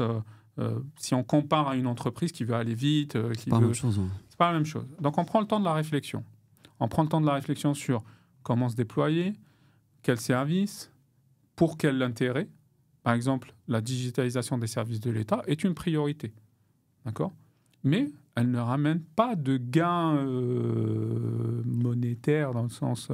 elle en ramène au bout d'un moment quand tu automatises, tu fais du cost saving, etc. etc. Mais sinon, en soi, voilà, c'est la user experience, c'est l'expérience citoyen, c'est tu offres un service public de meilleure qualité, etc. Bon. Donc, ce n'est pas les mêmes enjeux. Ce n'est pas la même réflexion qu'on va avoir, ce n'est pas la même méthodologie qu'on va utiliser pour le déploiement ou pour mettre en place. Donc, on va prendre le temps. Ensuite, comme tu disais, au niveau d'un État, tout à l'heure, tu disais partenaire de confiance. Je construis un tissu. Je ne peux pas être un État tout seul à essayer de faire tout du sol au plafond. Tu peux pas. Donc, tu dois avoir un tissu de confiance, des partenaires de confiance. D'accord ? Aujourd'hui, la France, qui sont ses partenaires de confiance ? Tu as l'Europe. En premier état de cause. Les États-Unis. Les États-Unis. Le Safe Harbor, ils s'appellent ça. Enfin, c'était, Par exemple, tu as UK, tu as plusieurs États avec qui tu peux travailler, on va dire, sereinement. Ça ne veut pas dire qu'il faut tout donner. Je ne dis pas ça. On a vu, Snowden, il a révélé beaucoup de choses déjà. Voilà, on parle là-dedans, mais déjà, construis ton tissu de confiance, et puis après, tes partenaires de confiance, etc., etc. Comme ça que tu vas arriver à déployer une stratégie cloud. Puis les premiers bloqueurs, ce n'est pas forcément l'envie, la politique, les enjeux, c'est l'adoption. C'est l'adoption. C'est ce qu'on est en train de se dire là, ouais, mais la donnée, tu sais, on avait le même sujet il y a 5 ans, il y a 8 ans au niveau du privé, du secteur privé, mais qui arrive aujourd'hui au niveau de l'État. Pourquoi ? Parce que l'État, les gouvernements, etc., voient qu'il y a un changement d'ère numérique. On est vraiment dans le changement d'ère. Quand je dis l'ère, c'est comme l'ère des dinosaures, l'ère des... Ah, on change vraiment de... On est dans un changement. On est dans une révolution numérique déjà. Voilà. Mais l'obsolescence qu'il y a aujourd'hui au niveau des infrastructures, on la ressent beaucoup plus. Mais je t'interromps, je me permets. Là, en fait, ce que tu es en train de dire, si je comprends bien, c'est que l'État, il doit s'immiscer sur ces aspects-là. Alors que moi, comment je vois la chose, c'est qu'il doit déléguer. Ça veut dire l'État, il est là pour suivre, pour avoir... Si je prends les États-Unis, pourquoi ils ont réussi? Parce que l'État s'immisce, mais il ne va pas bloquer on va dire les hyperscalers. Pourquoi ils sont devenus hyperscalers d'ailleurs? C'est parce que l'État, il les a poussés à grandir de cette manière, ce qui n'est pas le cas en France. Je te donne mon retour d'expérience, comme diraient les Américains, my two cents là-dedans. Moi, ce que j'ai vu, c'est qu'on a deux philosophies dans le monde, dans la philosophie anglo-saxonne et la philosophie francophone. Ouais. Je veux dire francophone au sens large. La philosophie anglo-saxonne, la plupart du temps, au fait, les réglementations, etc., viennent après l'initiative. C'est-à-dire les gens entreprennent, ils laissent l'entrepreneuriat, enfin, ils laissent les idées éclore, après, etc. on régule. Hein. Puis, s'il y a besoin de réguler, on régule. D'accord ? Et souvent, la régulation vient après une grosse affaire. Je dis ça comme ça. Ouais, elle est temps de cadrer, là. OK, d'accord. Là, c'est l'inverse. Dans la francophonie, de façon générale... En Europe, on va dire, peut-être. Et moi-même, j'ai été... Non, mais francophone. Plus en France, ouais. On prend l'Afrique, ça va être la même philosophie. Ah, il y a un héritage derrière. Mais tu vas voir où je vais en en parler venir. après. Ouais. Mais tu vas voir où je vais en venir, dans le sens où on fait les choses par rapport au risque. On commence par faire une étude de risque. Risk assessment. Risk assessment. Comment, où je vais me faire avoir. En fait, tu es coupable avant de faire quoi que ce soit. Bah là, on l'a avec l'IA, l'intelligence artificielle. Oui, mais il n'y a rien pour l'instant. Mais chacun on régule après, on va voir. Mais chacun l'a fait différemment. Entre-temps, l'autre, il a avancé. Mais toi, tu régules, l'autre, il est... Oui, mais ça ne veut pas dire qu'il y a un gagnant ou un perdant. Je veux dire que moi, je ne suis pas là pour être juge sur le sujet, mais je te donne les deux méthodologies, mais c'est des mindsets. Est-ce que ça a fait que la France n'est pas un pays prospère, etc. Non, mais si on parle de technologie, on est d'accord, ils sont perdants. Si on parle de cloud, si tu veux être consommateur de technologie, oui. C'est tué. Aujourd'hui, l'IA... Si tu es full consommateur, alors tu es perdant sur quoi? Parce que, en fait, le monde, la géopolitique l'IA utilise la data. L'IA utilise la donnée, en fait. Combien de personnes aujourd'hui construisent des avions dans le monde? Combien de pays? T'as on a Boeing, et Airbus, principalement. Ouais. La Chine commence à venir. Ok, commence. Oui, mais on va dire on a Boeing. Voilà. Parce que la décision a été prise à un moment de faire concurrence à Boeing. L'Europe, autour de De Gaulle à l'époque, je crois, ou je ne sais plus quel président, se sont dit avec l'Allemagne, on doit avoir notre fleuron. Et ils ont investi à mort. Tu n'as qu'à voir l'histoire d'Airbus. C'est un investissement accru de l'Europe. Donc Boeing, ils ont commencé avant, c'est ça? Ouais, ils étaient beaucoup plus avancés. En Europe, ils ont dit on va rattraper. L'Europe a dit il nous faut notre contrepartie. Il faut notre champion. Voilà, notre contrepartie, ils ont investi à mort. Non, mais il faut. Hein. D'accord, mais voilà, il y avait des domaines comme ça. C'était Micro-France, je sais plus quoi. C'était pour les ordinateurs français à l'époque. Aujourd'hui, on a une filière côté, par exemple, Atos sur les quantum computers, là, qui est un fleuron national qu'il faut garder. Ça va venir bientôt ou pas? Le quantique, c'est déjà le cas. C'est pas de la théorie, ça se vend. Aujourd'hui, Atos il y a des services, c'est bon, je peux... vend des ordinateurs quantiques aux gros centres de recherche, ils les exploitent. C'est bon, c'est le NIST, ils ont sorti une recommandation d'ailleurs par rapport à ça, c'est qu'aujourd'hui, à partir d'une certaine date, en 2024, tous les établissements publics américains doivent passer sur un standard de chiffrement bien spécifique. Bah oui, parce que ça change toutes les règles. Pourquoi? Parce que les standards qu'ils avaient avant, avec les sur la crypto, exactement. Ouais. Là, en fait, c'est obsolète. C'est-à-dire qu'il faut passer sur un chiffrement. Ouais. Mais je reviens juste sur ce que tu es en train de dire par rapport. Donc c'est une volonté d'investir. Mais pour revenir à ça, c'est une volonté c'est compliqué en fait. Oui, mais tu peux investir, mais tu as pris trop de retard. Oui, mais du coup, c'est pas un retard. C'est tu choisis que ton partenaire. Je reviens à l'histoire de partenariat. Tu choisis que ça, l'industrie, le tissu industriel va être, je sais pas moi, aux États-Unis ou en Chine. Pour la plupart, là, aujourd'hui. Et toi, tu restes sur un tissu de service. En Europe, aujourd'hui, France ou UK, on est principalement sur une économie de service. D'accord ? Ouais, c'est ça. Mais elle était industrielle avant. Ouais. Et puis parfois, là, on est en train de se dire, l'industrie, c'est pas plus... Enfin, c'était mieux avant. On avait... Pendant le Covid, on parlait de la crise Covid. Comment ça, on ne fait pas les masques chez nous? Comment ça, on fait pas... Il y a des questions qui se sont posées. Donc, tout ça, en fait, c'était des choix politiques à un moment, ou géopolitiques, de se dire, voilà, les usines, ça sera là sur la planète. On revient sur la mondialisation. puis tu remappes tout ça sur le cloud ou sur l'IT ou sur un pays. Le choix de se dire, OK, est-ce qu'on rapatrie les données ou on fait confiance à un partenaire? Comment on va construire tout ça? Est-ce qu'on doit investir? Le besoin peut-être sur la donnée d'un citoyen n'est pas le même que sur une donnée business. C'est-à-dire que tu n'as pas forcément besoin du même niveau de service ou pas. Aujourd'hui, tu as un marché UGAP, c'est un concentrateur de marché public où tu peux consommer de l'Amazon, tu peux consommer de l'Azure. Ça a été mis en place depuis 2 ans quand tu es secteur public, quand tu es une administration, un ministère.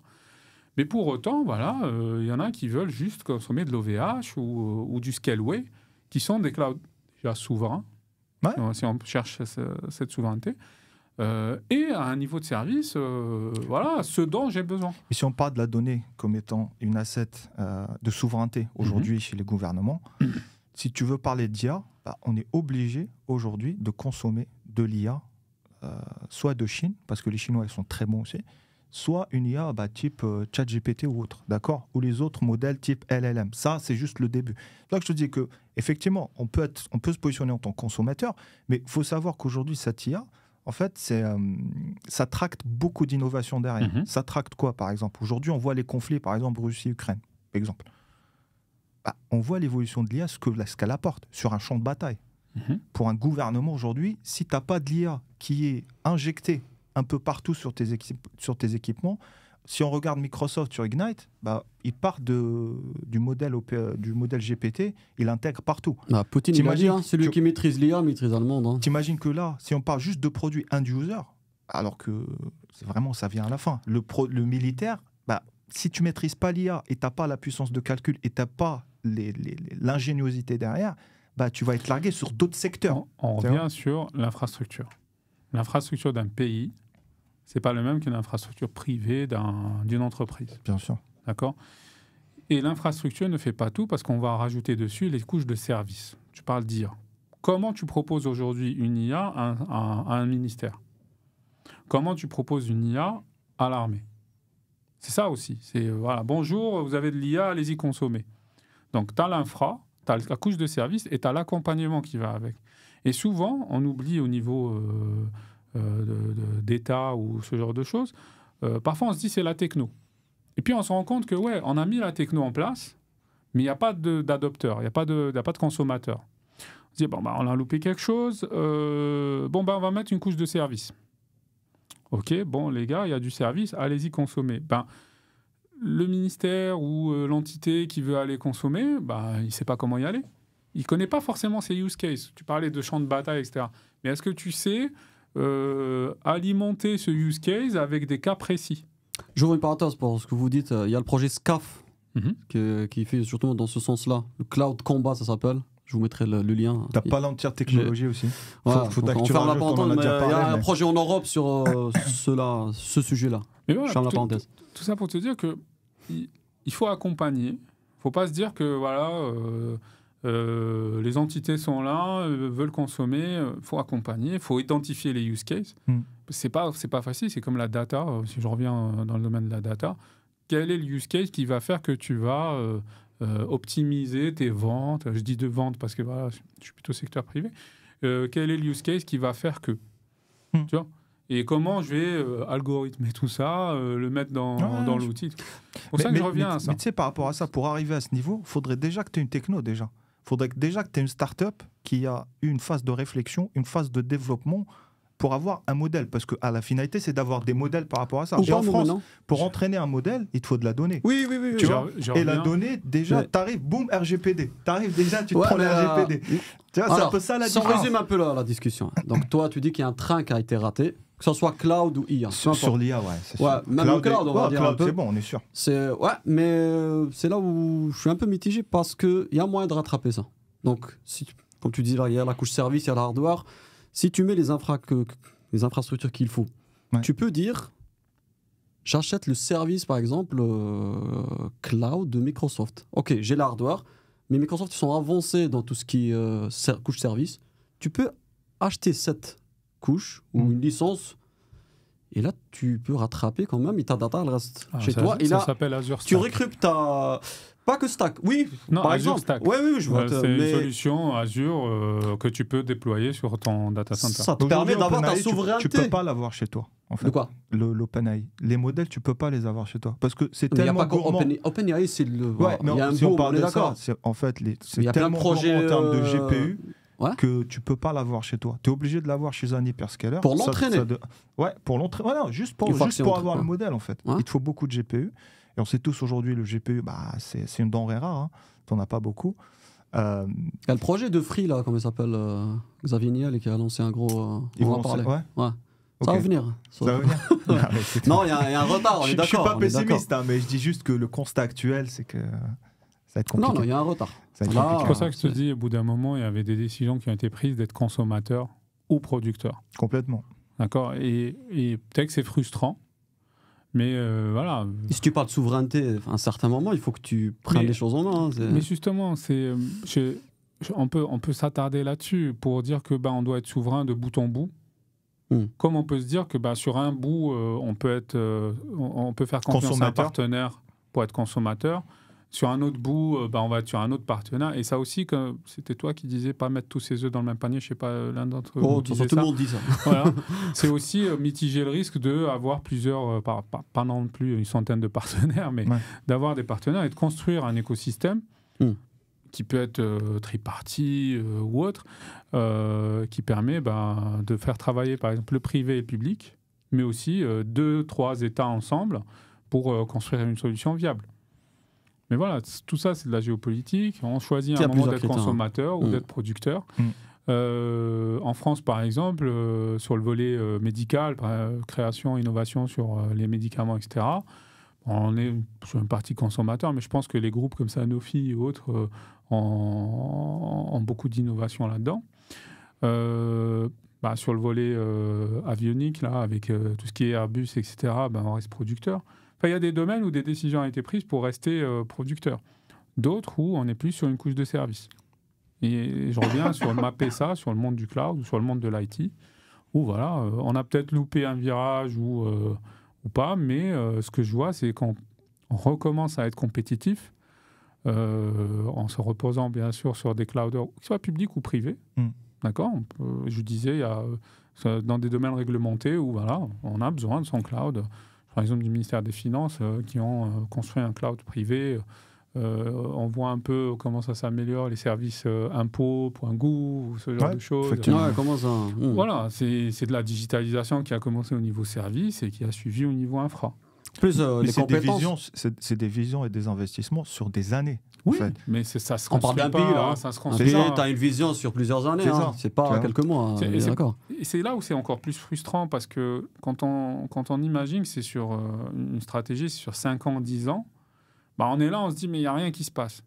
Alors que j'en ai vu des initiatives où il y a des choses qui se passent, mais qui ne vont pas être visibles. Première année, deuxième année, troisième année. Il ne faut pas s'attendre à ce que ce soit visible. Par contre, c'est là où je vais... moi, je joue entre vous.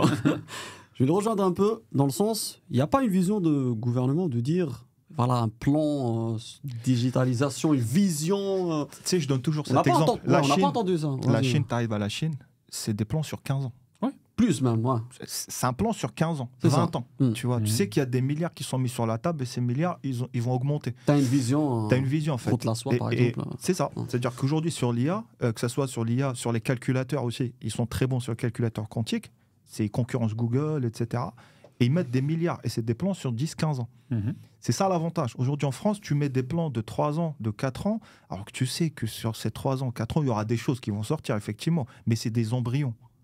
Ça ne va pas concurrencer, tu vois, les mastodontes. Je suis là pour défendre la France ou pas du tout. Ou les pays qui n'ont pas investi. Pas du tout. Moi, quand je parle de la France, je parle de l'europe, les pays qui n'ont pas investi. Tous les pays que tu penses qui dans un traquenage. Tous ceux qui ne sont pas américains ou chinois, ok, j'ai bien compris. Non, moi je vais te répondre. Non, c'est pas le débat, c'est juste pour comprendre les choses. Il faut prendre des indicateurs aussi. Tu as les moyens de ta politique ou tu as la politique de tes moyens. D'accord ? C'est-à-dire qu'aujourd'hui, tu n'as pas non plus...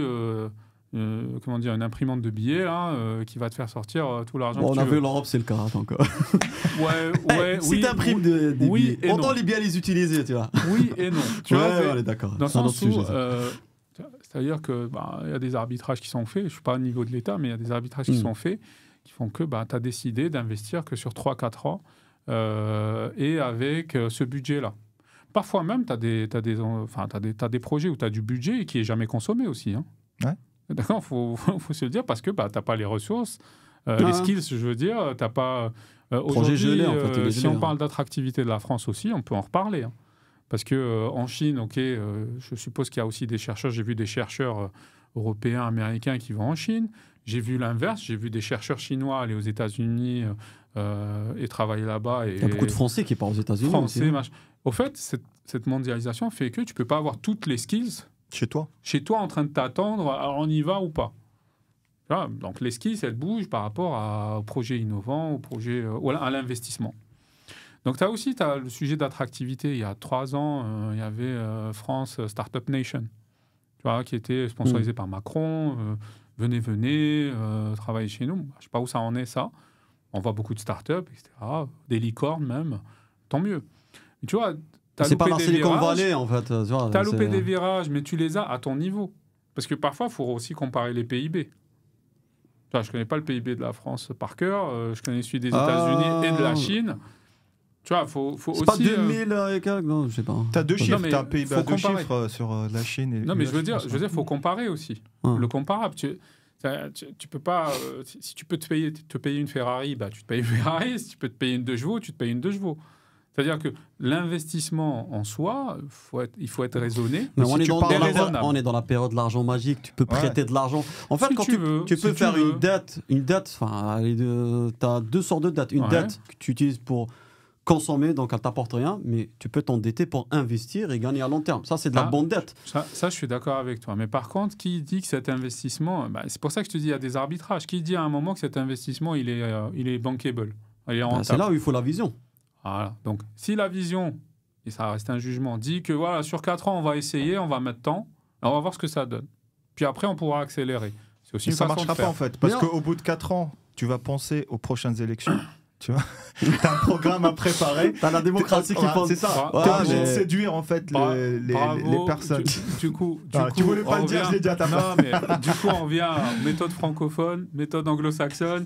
Tu vois, méthode chinoise. Méthode chinoise. Parce que, regarde, non, c'est un débat, je pense qu'on peut en parler pendant des heures. On peut en parler pendant des heures. Mais je suis d'accord totalement avec toi et de la vision. Bien sûr. Et puis, encore une fois, on a la politique de ses moyens, les moyens de sa politique. Ça se discute. Oui, mais c'est la vision. Quand je dis les moyens, c'est pas que pécunier. Tu peux faire un plan Marshall, tu vois.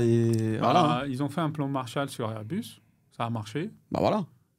Mais ça a pris 20 ans, enfin, je sais pas. 10 oui, ans, on est d'accord, c'est pas en 2 jours. Est-ce que lors des 30 Glorieuses, c'était les mêmes mindsets qu'il y a aujourd'hui ? Non, c'est pas la même époque. C'est pas pareil. Tu vois, donc, c'est pour ça que je te dis, c'est aussi le mais mindset. Aujourd'hui, n'oublions pas que c'est un bloc, parce que je suis entièrement d'accord sur les arguments que tu as fournis de dire, écoute, est-ce qu'on est au même niveau que la Chine ou les États-Unis par rapport au niveau d'investissement Si on prend la France, effectivement, mais là, on parle de l'euro, la zone euro.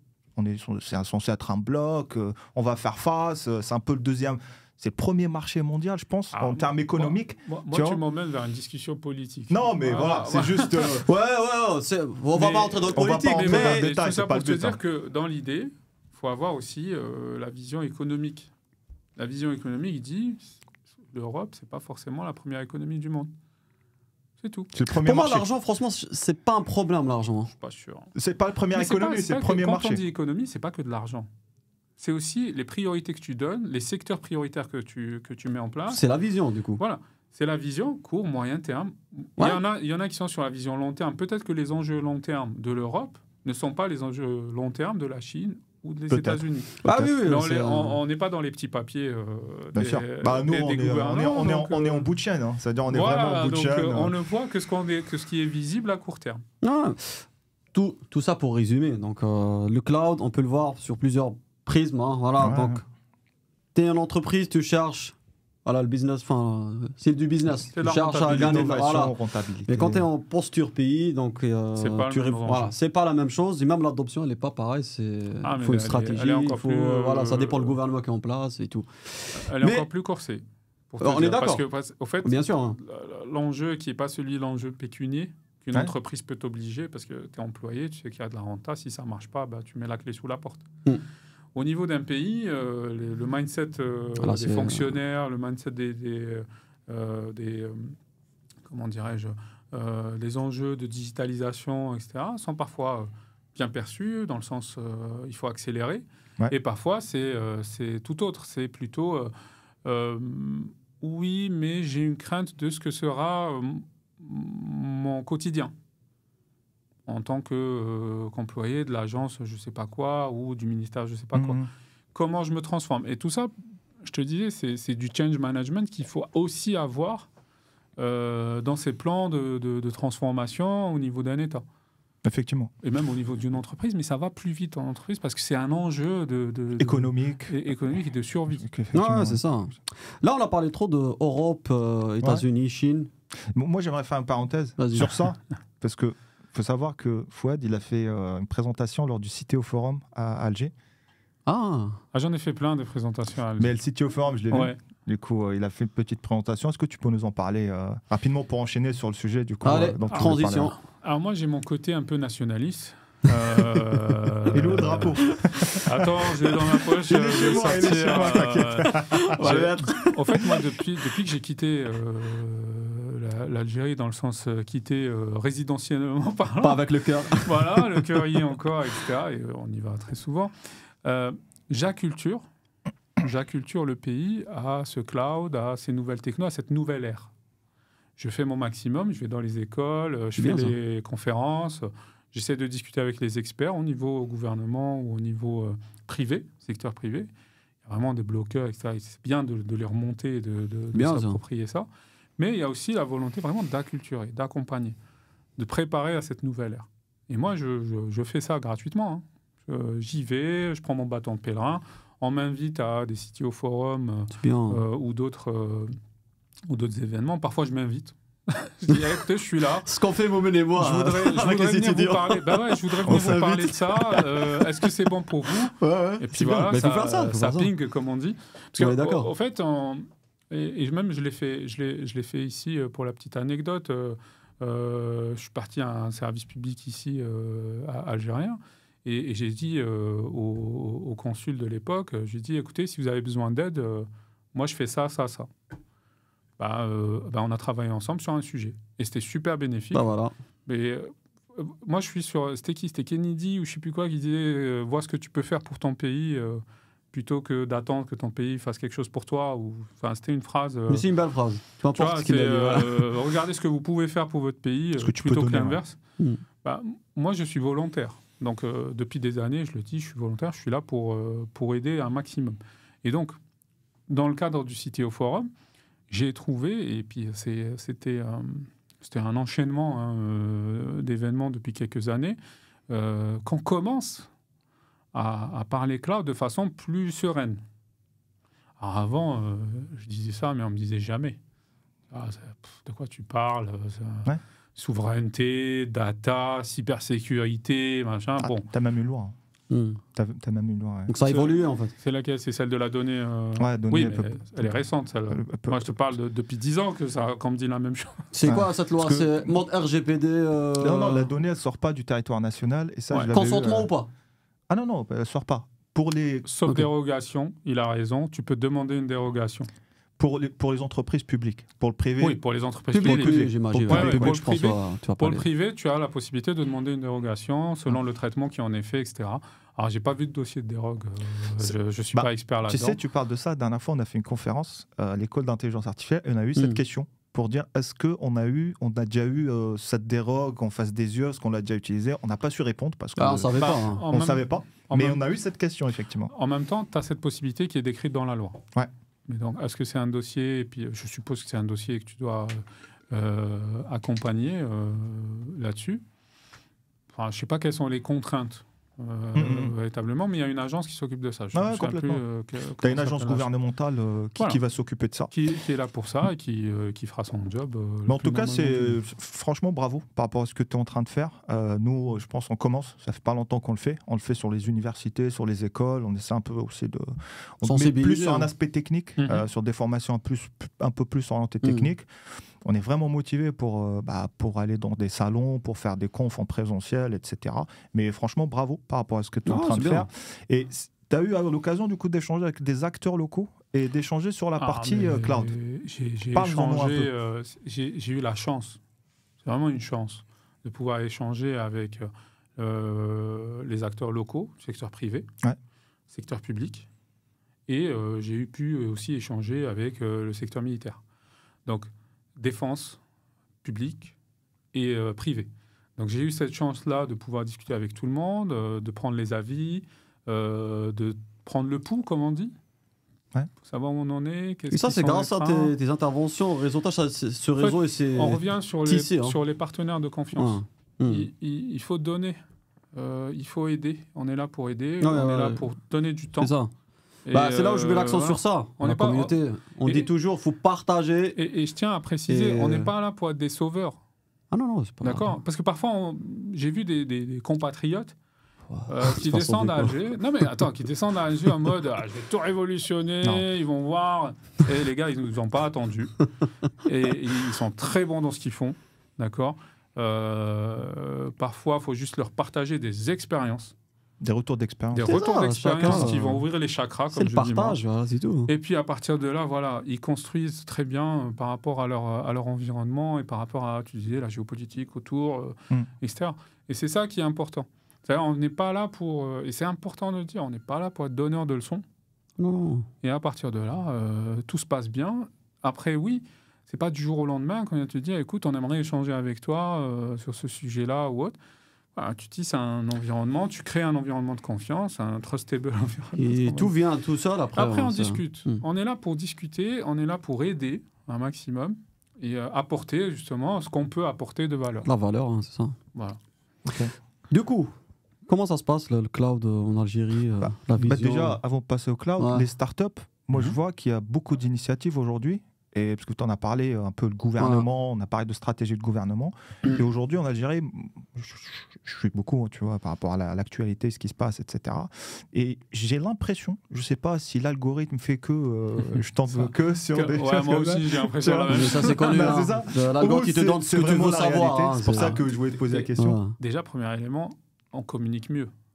On communique mieux. Déjà l'info, elle arrive chez nous. Tu vois ce que ça, je veux c'est dire. Important. C'est-à-dire que là, il y a beaucoup de, je ne vais pas dire transparence, mais quelque part, c'est ça. C'est-à-dire quand il y a des initiatives qui sont prises, on a l'info. Avant, on se plaignait que c'était une black box.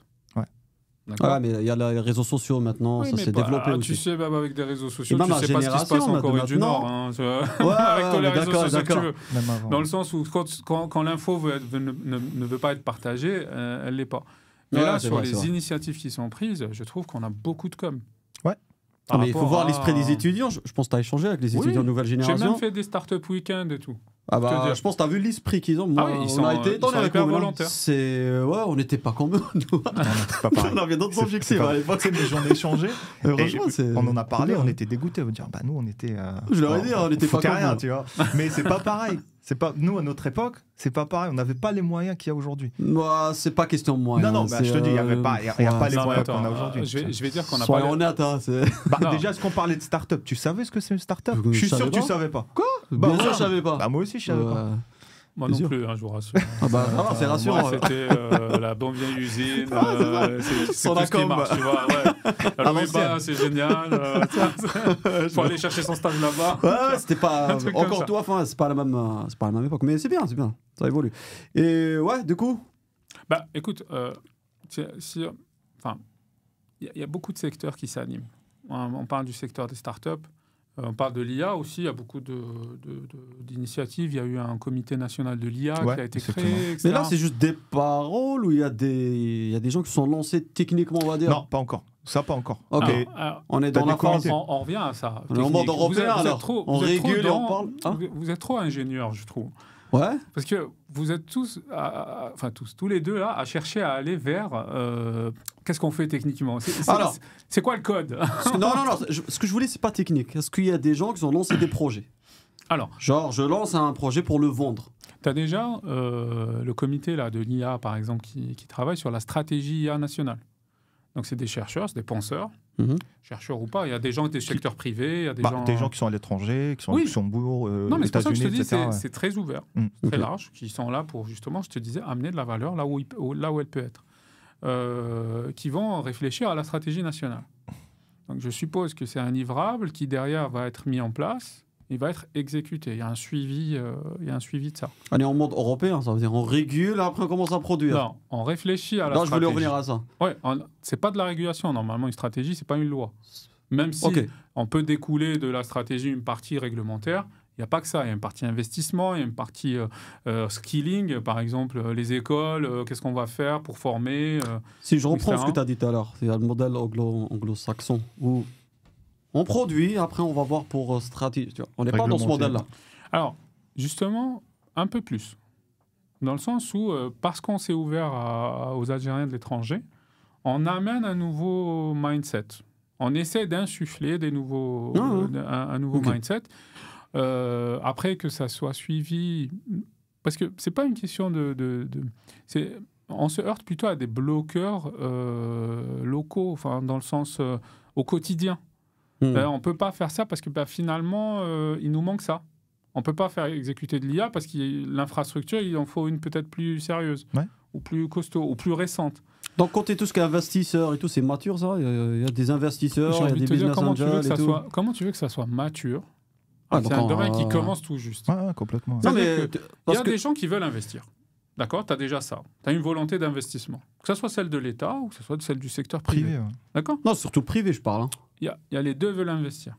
D'accord ? Et j'ai envie de te dire, en Algérie, vraiment, je ne sais pas si tu étais de temps de l'ANSEJ, mais maintenant ça s'appelle autrement. Oui, je me rappelle bien. Si tu veux faire un projet, si je vais prendre l'expression, Khoya, va déposer un dossier, fais un dossier, fais quelque chose. Ça, non, parce qu'on a cette flemme aussi. Hein. Ils ont donné l'argent à tout le monde. Non, mais ça, je ne parle pas de ça. Moi, je dis qu'il faut avoir cette notion de... Il y a des mécanismes en Algérie qui te permettent de financer tes projets.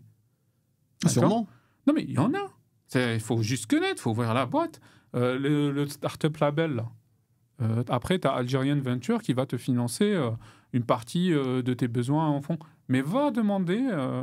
faut un peu enlever cette flemme de se dire « Ouais, mais il n'y a pas. » Mais tu as fait un business plan, tu as présenté des slides, tu as fait quelque chose. En fait, tous ceux-là qui font ce travail-là, où tu vas à des bureaux comme l'ANSEJ, pas forcément de l'innovation, hein, ça. Le tissu économique, il n'est pas fait que d'innovation, bien au contraire. Tu veux faire de l'agriculture. Moi, j'ai des amis, par exemple, qui ont fait du transport logistique. J'en ai d'autres qui ont entrepris, qui font des cuisines. Ils les construisent à Alger. Tu vois, ils découpent le bois, machin. Ouais. Mais tout ça, il n'y a rien de start-up là-dedans. Ah non, mais il n'y a pas que les start-up. Mais tout ça pour te dire que le pays... je trouve que c'est l'un des pays qui donne le plus en termes d'investissement. Tu as plusieurs guichets. Et selon l'apport que tu veux, selon ça, c'était les petits budgets, et puis après, tu as l'ANEM, je sais pas. Il y a plein de trucs. Ouais, mais c'est un modèle différent. C'est l'État qui finance. C'est ça qui me gêne un peu. Alors, ça peut te gêner. Va trouver un financier privé. Compliqué. Et là, tu as la partie start-up, c'est possible. Et même là, c'est pas... comme tu disais, la stratégie, la géopolitique, c'est une décision de l'État de ne pas avoir des investissements étrangers sur des startups ou sur un tissu économique important. C'est une décision. Non, ça c'est l'État qui a décidé. Oui, mais du coup, si tu dis ça, ça veut dire que n'y a pas d'argent étranger qui vient. Faut trouver l'argent. C'est tu dis, l'État de le fournir. Les gars, j'y vais. Je prends l'enjeu avec vous. Et là, c'est une décision, entre guillemets, audacieuse, de se dire, j'investis sur des startups ou toute autre chose. Ça peut faire banqueroute. OK. De toute façon, on va dire 90% des startups talent dans le mur. Hein. Mais c'est la règle ou pas ? C'est la règle mondiale. C'est la règle mondiale, ça. Hein. Donc c'est pas sur 100, t'en as 3 ou 5 qui... Tu vois, c'est pas spécifique. Ça marche comme ça. Non, ça marche comme ça partout. À l'Algérie ou en Afrique. Ça marche pas, oui, bien au contraire, je trouve peut-être que les taux... Alors, j'ai pas les chiffres, mais les taux africains sont peut-être plus... Peut-être, faut voir. plus robuste, on va dire. On est d'accord, il faut accepter que ça rentre dans le mur. Sur 100, on a une dizaine qui vont... Mais les gens qui font l'économie start-up savent ça. Ceux qui ont créé le business case... Ils le savent. Hein. Ils le savent. C'est-à-dire, c'est pas... Ils se disent pas, ouais, attends, on investit, machin, on va rien ramener. Ça, c'est les discussions qu'on peut avoir, toi et moi, autour d'un café. Mais attends, ils investissent, ils s'en foutent. Non. C'est-à-dire qu'il y a des statistiques, il y a des probabilités qui font qu'il y a un taux de succès. Et ce taux de succès va rentabiliser.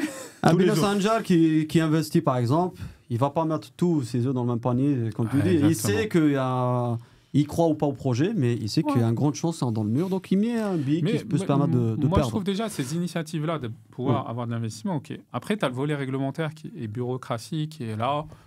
Il est ce qu'il est, il y a des initiatives pour essayer de le changer. Ça, je ne vais pas rentrer là-dedans. Non, voilà. Ça marche comme ça, ça marche comme ça. Exactement. Y a pas de... Et puis après, je trouve qu'il y a des initiatives du secteur privé, il y a des cloud providers algériens. Alors, parlons de ça, justement. Ouais. Les cloud providers algériens. Parce que moi, j'ai pas de... Toi, je sais que tu as plus de vision. Et en termes de data center, en termes d'offres, en termes de... Alors, aujourd'hui, pour la plupart, ils sont sur des offres IaaS. Vraiment de l'hébergement, voire du bar métal vers de la VM. Peu importe, déjà il y a des infrastructures qui sont... Tu as des clouders privés qui existent. Ok. D'accord, je peux pas... Étrangers ou... Non, algériens. IRAD, avec IRAD par exemple. Tu as IRAD, Ecosnet, tu as Adex Cloud, etc. Il y en a qui sont étrangers ou pas? Ou c'est pas je ne suis encore pas rentré dans le capital ou dans l'investissement qui a été fait. Non, pour savoir. Parce que là, c'est des acteurs historiques, je crois pas. Non, mais attends, Ecosnet, c'est un acteur historique, mais ça ne veut pas dire qu'il n'a pas d'investissement étranger, j'en sais rien.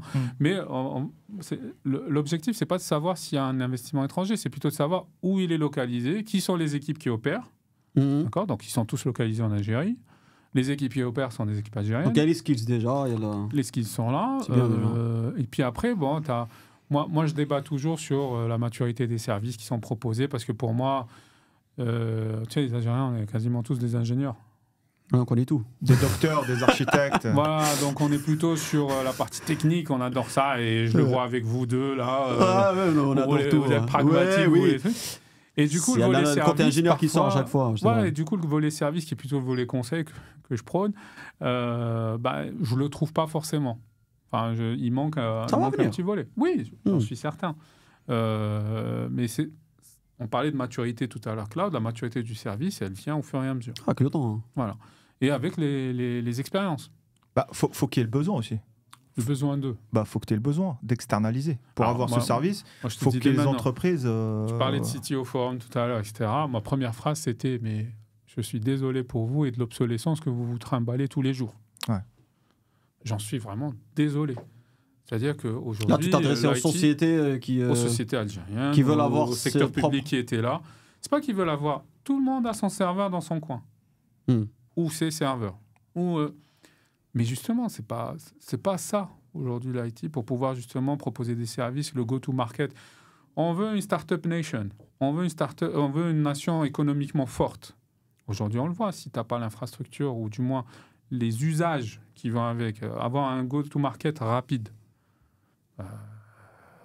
il faut l'infra qui va avec, il faut les services qui vont avec, etc. Après, je sais pas, ça dépendra de leur clientèle. S'il n'y a pas besoin de scaler, il n'y a pas de demande forte, c'est un marché local. Tu vois, c'est ça où je ne suis pas d'accord. Dans le sens où... faut pas aller pour cloud, juste pour aller au cloud aussi. Non, c'est pas ça. Le cloud, déjà, c'est pas aller au cloud pour aller au cloud. C'est la nouvelle ère numérique. C'est-à-dire, c'est pas... Sinon, tu es obsolescent. Alors, aujourd'hui, tu vas avoir ton Windows Server 2018, tu es obsolète. Mais ça dépend le marché où tu es. Tu es obsolète de toute façon. Au niveau mondial, tu n'es plus supporté. Hein. Mais ça dépend. Ouais, mais c'est un marché local. Non, mais attends, je vais revenir au basique. Tu n'es plus supporté, tu es obsolète, et donc le risque cyber est là. D'accord ? Et le risque aussi en termes d'opération, tu n'es pas aussi à l'aise. Là, tu es en train de dire au monde entier, mettez-vous au cloud, sinon. Je ne dis pas mettez-vous au cloud, je dis changeons d'air. Ouais. Mettons-nous dans... Alors, le cloud, privé, public, etc., choisis le modèle que tu veux. J'ai pas de sujet, moi. Mais le sujet est que, économiquement, si on veut avoir une économie forte, parce que la phrase de dire, mais on n'en a peut-être pas besoin, etc., et c'est bon. Écoute, du coup, on a besoin de rien. Mais moi, je le vois vraiment. Ça dépend. Je pense que c'est le besoin qui tracte l'innovation. C'est ça. C'est le besoin. Oui, mais est-ce que tu penses qu'on n'a pas besoin d'une économie plus forte ? Ça, on est tous d'accord dessus. Mais à partir de là, je vais te donner un exemple tout bête. D'accord ? Les usines de Rouiba. Je les prends au sens large. Les usines, je sais pas moi, Sonacom, Coca, peu importe, ce que tu veux. À l'industrie en général. Voilà. L'industrie, hein. Aujourd'hui, est-ce qu'elles sont digitalisées à fond? Est-ce qu'aujourd'hui, Sonacom te sort un véhicule avec... Alors, moi, dès que tu me dis Sonacom, l'image que j'ai, tu vois, on a vu ce qu'on prenait là, on habitait à Mauvais-les-Bois, qui à l'époque était vieux déjà. Ouais, mais les donc, camions j'imagine pas qu'ils sont digitalisés. Les camions sont super bons. Ouais, ça tient. Fiable. Ouais, ah oui, mais fiable, robuste, ça, on est d'accord. Ça tanque le truc. Hein. On est d'accord. Mais après, quand tu veux adresser un marché, regarde, Iveco, Volvo, Renault, Trucks et tout. Les camions sont confortables, c'est électronique. Esthétique. C'est électronique, c'est digitalisé, tu as l'écran, tu as machin. Ça, pour arriver à ça, il te faut une infra qui te supporte, il te faut une R&D forte. Non, mais ça dépend le secteur. Hein. J'ai pas dit que. Je peux te donner le même exemple dans tous les secteurs. Mais le mindset, si t'as, allez, on va dire, on va prendre la même chose. Je vais dire que je vais investir, je vais développer, faire évoluer mes services. Tu te rends compte qu'on est dans une posture, on est contre le cloud un peu là. Il nous a mis dans une posture. Non, vous êtes contre l'évolution économique. C'est pas pareil, c'est pire. C'est pire. Toi, tu dis qu'on est bien comme ça. Non, j'ai pas dit ça. Non, je t'ai dit une société. C'est ça. Pourquoi aller sur le cloud juste pour aller sur le cloud, c'est tout. Il faut trouver la bonne motivation. Le cloud, je te laisse finir. Le cloud, c'est pas un objectif. Le cloud, c'est un moyen. C'est un moyen. Moi, je te dis juste que, voilà, si demain tu me dis que les moyens, c'est les vaisseaux spatiaux, je vais te dire, il faut un vaisseau spatial. Mais en fait, tu peux pas. Par exemple, tu veux dire, tu vas t'équiper. On va prendre l'exemple, par exemple, d'un maçon ou peu importe. Tu vois. Un plombier, d'accord. Un plombier. Faudrait que ton exemple, que le plombier français soit cloud. Hein. Non, pas de cloud. Bon exemple, alors, pas de cloud. Parce que... Pas de cloud. Le plombier, en fait, il va commencer à s'équiper sans savoir sur quel chantier il va aller. Alors, tu prends un très bon exemple. Tu vois, par exemple, c'est pour ça que je te fais juste le parallèle par rapport à l'Algérie. L'Algérie, c'est que on dit que faut faire du cloud. Moi, je fais du cloud tous les jours. Ça veut dire, voilà, tu prêches un convaincu, je suis entièrement d'accord.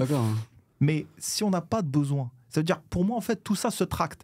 Tu as donné le bon exemple, Sonacom, ok. Mais déjà, Sonacom, il faut qu'il y ait déjà une envie d'évoluer, de changer de modèle. Mais c'est pas avoir envie. C'est encore une fois, et c'est un peu... Alors, on va dire que je suis pro-Tebboune, je sais pas quoi, mais tu as des discours aujourd'hui du président de l'État qui dit les gars, il faut y aller là. Il faut y aller.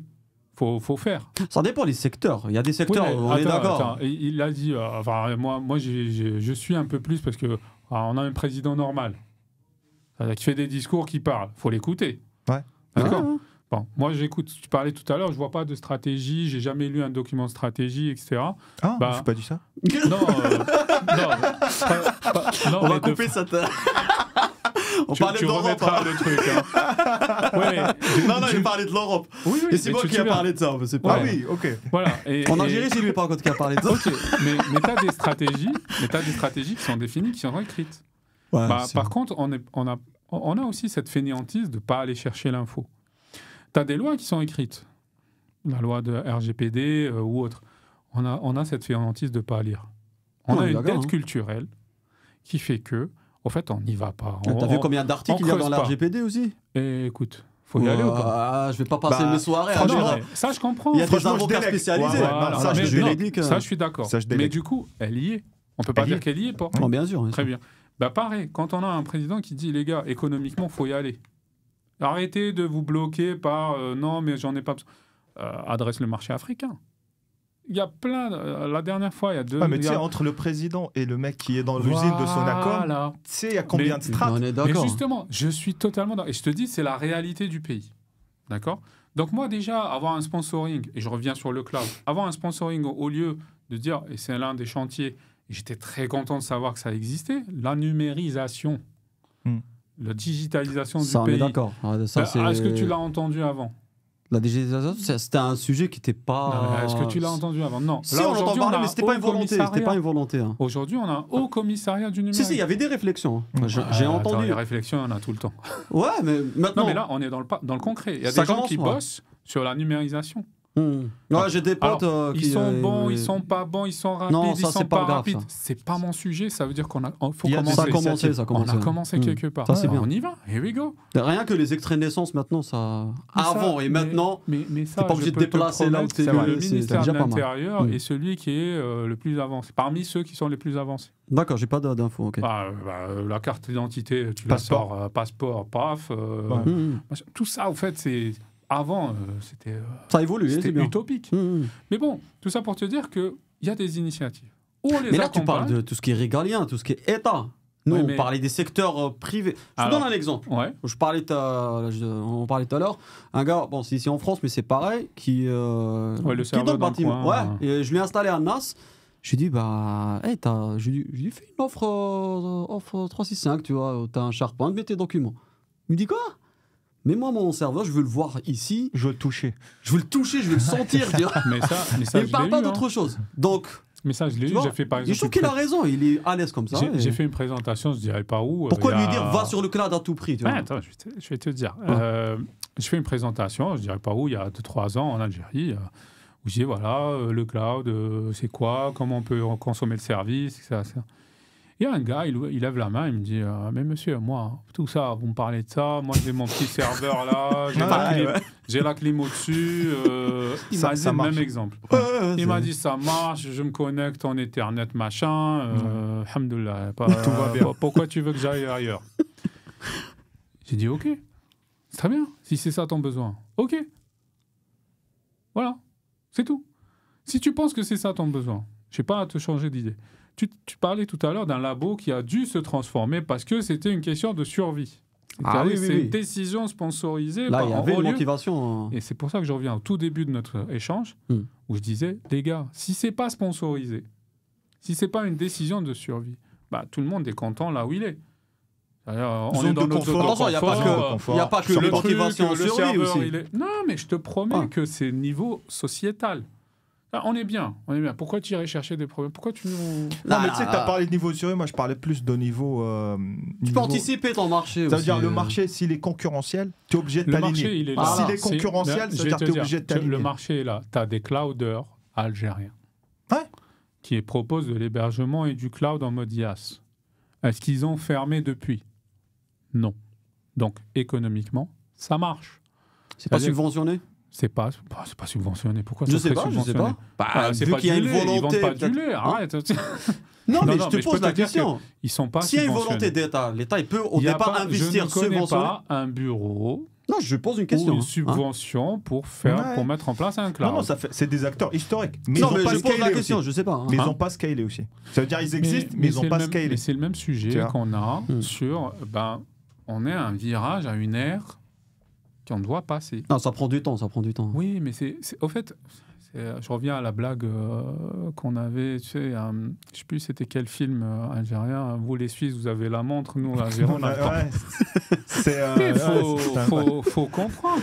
Moi, j'étais à une conférence d'un sociologue qui expliquait aux entrepreneurs français, algériens, qui voulaient aller investir en Algérie, que ce n'était pas la même chose. Ouais, c'est différent. Chaque pays a sa culture. L'une des remarques qu'il a dit, justement, et il expliquait l'une des choses qu'il a dit, il a dit le temps. Le temps en France, en Europe, aux États-Unis est linéaire. Ok, ça veut dire.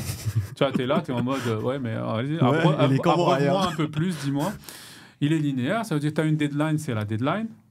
Après la deadline, tu rends pas ton appel d'offres ou je sais pas, on va te payer tel jour, tu vas te payer tel jour. Voilà, c'est linéaire. Ce que tu fais aujourd'hui, tu le feras pas demain. Voilà. Il dit en Algérie, au Maghreb, de façon générale, en Algérie en particulier, c'est périodique. C'est quoi périodique? Écoute, tu peux avoir le même sujet qui tourne pendant 1 an. Tu as fait une propale, aucune décision n'est prise sur ta proposition, tu as répondu à un appel d'offres, aucune décision n'est prise, la deadline est passée, le machin est truqué, et tu n'as rien. Tu n'as pas de réponse, et à un moment, tu auras une réponse. C'est un des enjeux. Tu vas à la mairie, tu parlais de mairie tout à l'heure.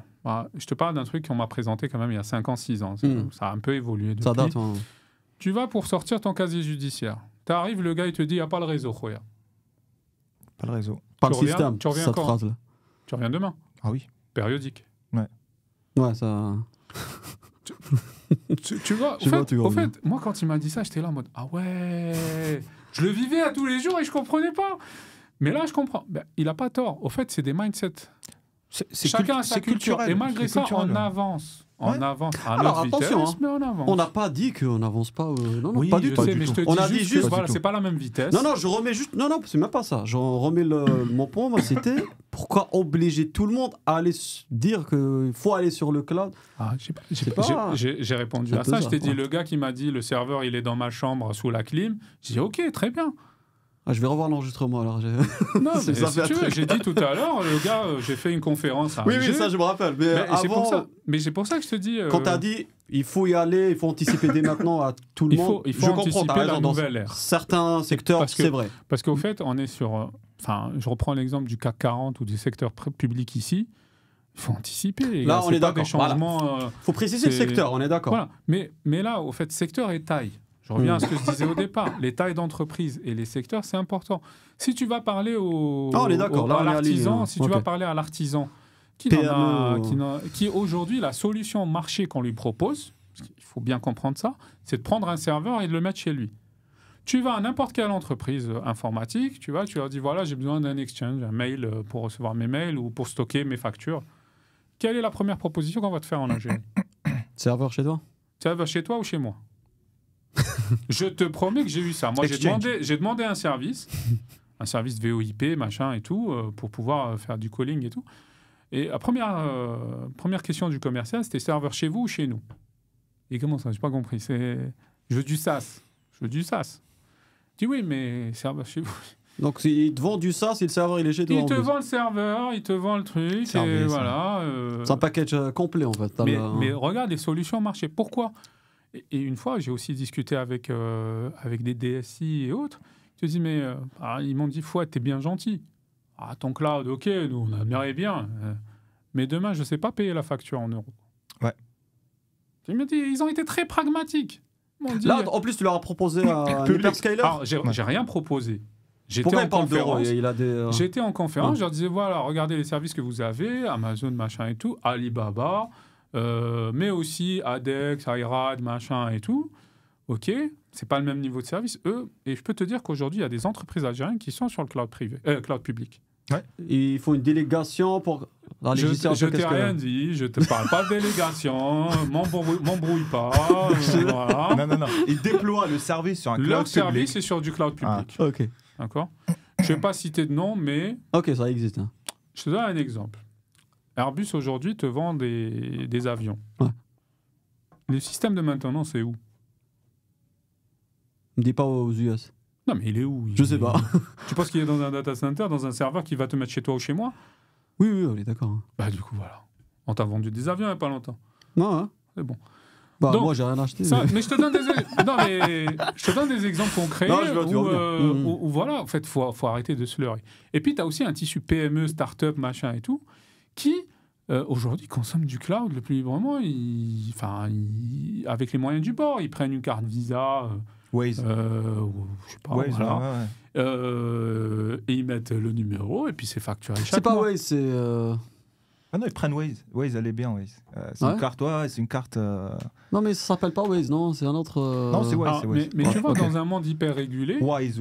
Parce que le besoin... Mais tu vois, dans un monde hyper régulé, parce que le besoin économique est là, et je te parle d'un tissu privé, ils ont trouvé des solutions. Ils trouvent des solutions. Pourquoi? Parce que le besoin était là. Ils n'étaient pas compétitifs sinon. Mais alors, après, tu peux me dire, ouais, mais attends, il faut réguler, je suis d'accord. Ou pas. Enfin, il faut voir comment le marché, comme tu dis, fonctionne et comment on peut arriver à un résultat. C'est là où... bon, il ne me reste pas beaucoup de temps, mais ça va, il nous reste quelques... Non, ça va, ouais. Là, la question que je me pose, le positionnement des hyperscalers, on va dire, américains. Donc, vu que... Parce que là, tu as la vision de l'Algérie, voilà, c'est est-ce que tu... avec les Américains et tout... Donc, c'est compliqué un peu quand même. Hein. Parce que la loi, elle dit, la data, elle sort pas de chez moi. C'est incompatible un peu avec le Cloud Act et tout. Tu es obligé plus ou moins de marchander avec des acteurs locaux. Ouais, donc ça peut pas marcher avec... Non, c'est pas on peut pas imaginer demain Microsoft, ils font leur data center chez toi. Moi, ce que je dis, c'est que j'aime pas un monde binaire. À 0-1. Ah non, je t'ai posé une question. Hein. Oui, mais c'est pour ça que je te dis, cette vision, elle est très binaire. C'est-à-dire qu'aujourd'hui, dans la loi, par exemple, de la donnée, il y a la possibilité d'avoir des dérogues. Je ne sais pas comment, je ne sais pas pourquoi. Et c'est là la brèche, elle est là peut-être. Est-ce que c'est une brèche? Si quelqu'un l'a mis dans la loi, ça veut dire que quelque part, ils savent qu'il y a quelque chose, enfin, il y a un besoin. Parce que sinon, tu mettrais ça, clac, clac. Voilà. Protectionnisme à fond. Par contre, si tu fais un protectionnisme à fond, bah, tu m'offres le service qui va avec. Ouais, c'est pas tu me fermes et tu me laisses. Ok, donc on a ça. Et du coup, on n'est pas sur un protectionnisme à fond, on est sur un protectionnisme. Et c'est normal, c'est une question de souveraineté. Non, chaque pays devrait. Voilà, on est sur une question de souveraineté, tu choisis tes partenaires, on en a parlé et tout.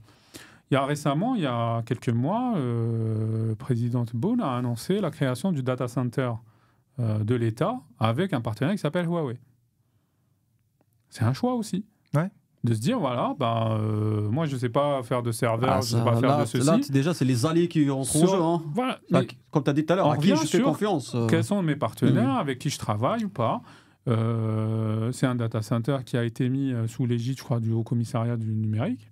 Ils l'ont mis où je ne sais pas, c'est pas encore. C'est en cours. Physiquement, il a été construit par une entreprise indienne en plus. Alors, moi, pour l'instant, si tu parles d'infra. Non, physiquement, je te parle du data center. Les murs, tu vois, la climatisation. Ouais, c'est construit par une entreprise. C'est pas sûr qu'il soit là-bas aussi. Hein. Parce que j'ai travaillé sur celui de... Je travaille sur une initiative du cloud souverain à l'Ardalia qui était via une autre entité de l'État. C'était lors du précédent quinquennat. Non, ça c'est récent, hein. Je te parle. Oui, mais ça, au fait, pour moi, l'annonce a été faite récemment. Ouais. Donc, est-ce qu'ils vont reprendre l'infrastructure de l'Ardalia? Je ne sais pas. Ce que je sais, c'est qu'il y a aussi une initiative d'Algérie Télécom pour construire un cloud public. D'accord, ok. D'accord, pour proposer un service cloud. Oui, c'est en cours.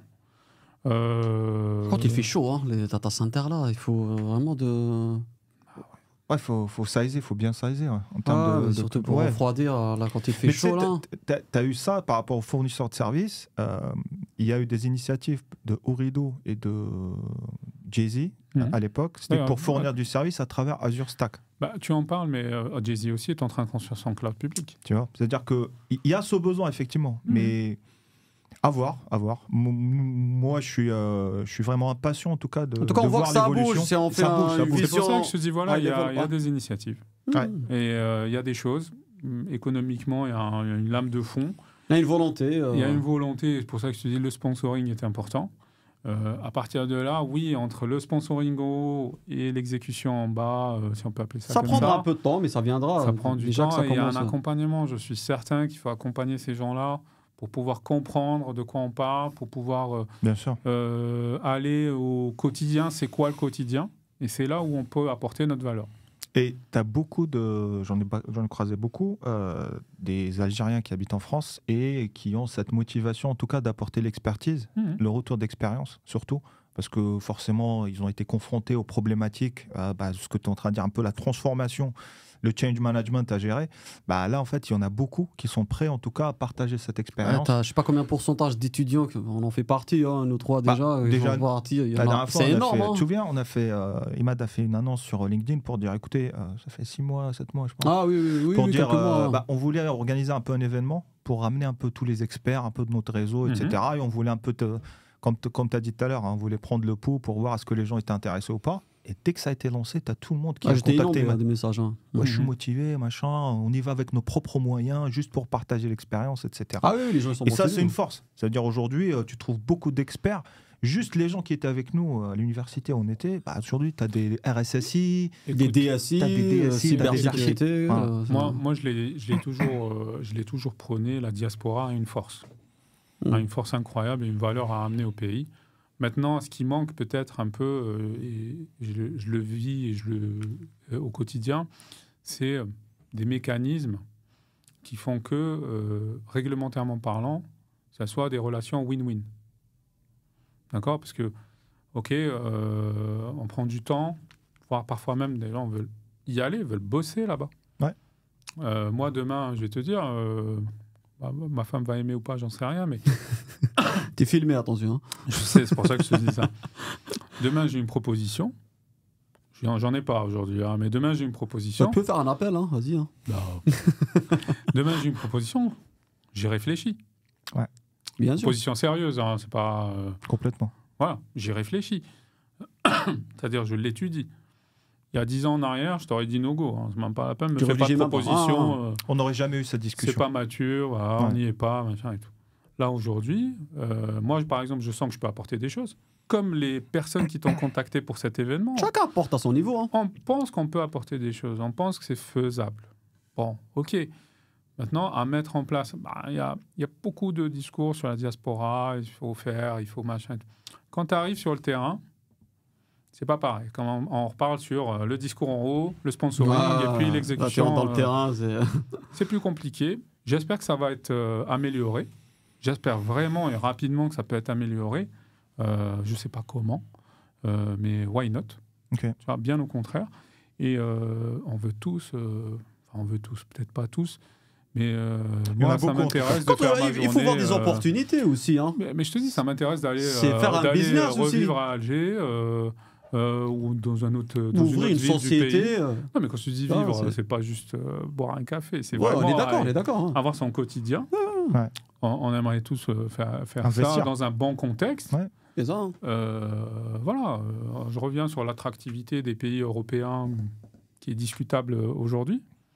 On le dit. Hein. Et parfois, souvent, moi, je vois que les choses se sont améliorées. En partie, d'autres vous diront non. Bon, ça, c'est une vision des choses. Il y en a qui sont négatifs, ils vont faire un tableau noir. Il y en a qui sont. Quand je vois mon on le voit en France, tu as des Français qui disent il n'y a rien à faire en France. Quand tu vois ta journée à Paris, dans tous les pays, tu as ce genre de. Je te dis, j'ai le même job.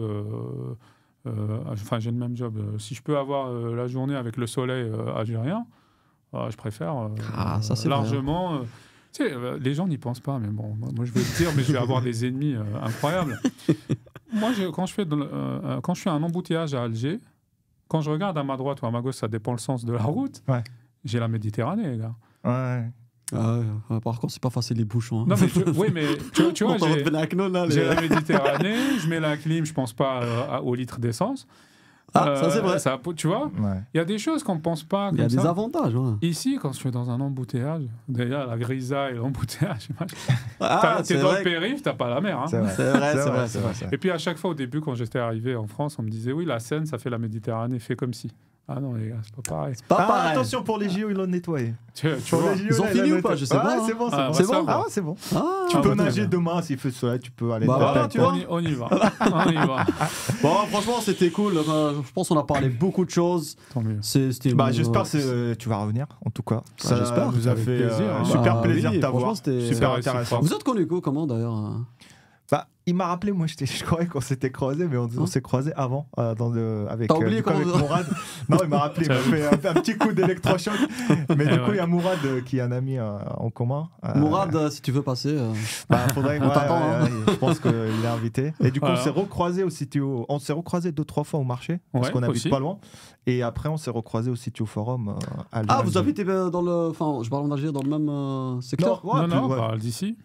En France, ok, je crois que on est dans le même quartier alors. On va au marché en France. Hein, je savais pas. On n'a pas le même vie. Je connais pas, moi. Non, en tout cas, merci beaucoup d'être venu. Franchement, c'était très riche. Je pense qu'on a parlé beaucoup de choses. On a vu, si on résume un peu ce podcast, on a parlé. Mais trouve-toi une IA qui va te résumer. Pourquoi tu es en train de réfléchir, de reprendre des sujets? Bon, merci d'avoir suivi ce podcast. On va aller en clôture. Hyper pro IA, pour le coup. Lui, un jour je vais le mettre dans cette position, je vais le laisser parce qu'il fait le malin. Tu sais, on parlait tout à l'heure, je voulais en parler. On parlait en off d'un sujet. Et aujourd'hui, il y a une IA qui s'appelle e-avocat. Je sais pas si vous avez entendu parler de ça ou pas. Il y a e-avocat qui est sorti. Non, celle-là, elle a fait le buzz. E-avocat. Parce qu'en fait, c'est un peu. En France ou En France. Elle est sortie, c'est une start-up lyonnaise et ils ont lancé ça. Et les avocats, ils sont dégoûtés, tu vois. Ils sont dégoûtés, les avocats. Parce légal aussi. Parce qu'ils disent qu'il ne faut pas mettre e-avocat. Parce que ce n'est pas un avocat. Il ne sait pas taper, je ne sais pas combien d'années. Mais moi, je trouve que c'est super intéressant parce que tout à l'heure, tu as donné un exemple un peu d'avocat fiscaliste, d'un accompagnement, etc. Des fois, tu as besoin juste d'une info. Pas besoin. Effectivement, les avocats, ils vont rester. Mais des fois, tu as besoin d'une info. Ça c'est pas. Clique, tu vois, boum boum, t'as la réponse. T'as pas besoin tout de lire, tiens, RGPD, tu m'as dit il faut lire. C'est ça. Avec l'IA. C'est ça. Tu vas droit à l'essentiel. Je t'ai pas dit fais-toi toute la RGPD, mais au moins culture générale. Oui, d'accord. D'ailleurs, c'est pour ça qu'on fait ces podcasts. On apprend pas mal de choses. À chaque fois, on fait appel des gens. C'est très bien. En tout cas, est-ce que tu as un petit conseil Déjà, merci de m'avoir accueilli. Merci à toi. Très bonne expérience, hein, merci beaucoup. Moi, le seul conseil que j'ai à donner, c'est de façon générale, que ce soit le cloud, c'est pas une adoption dans le sens où on va chercher est-ce que la technologie est bankable ou pas. C'est déjà là. C'est consommé au quotidien, comme tu le disais. Et puis, c'est vraiment, il faut le voir comme un levier de business. Et dans le secteur public comme un levier d'accélération pour la digitalisation, pour le e-gouvernement et ce genre de choses. Si je reviens au deuxième sujet qu'on avait traité, c'est un peu la géopolitique globale et les choix des décisions souveraines. On a parlé de beaucoup de choses, c'était bien. On a bien démarré la saison. Tout ce que j'ai à dire, c'est qu'on peut passer des heures là-dessus. J'aurai un avis, tu auras le tien, mais au moins on aura échangé là-dessus. Et puis moi, je suis pour changer d'avis aussi. Hein. Je suis très ouvert là-dessus. Il faut juste me donner les bons arguments. Mais il faut. Voilà. Et puis sur le dernier point, et on a peut-être un peu moins parlé, c'était sur l'Algérie, mais aussi pour moi sur l'Afrique. Ouais.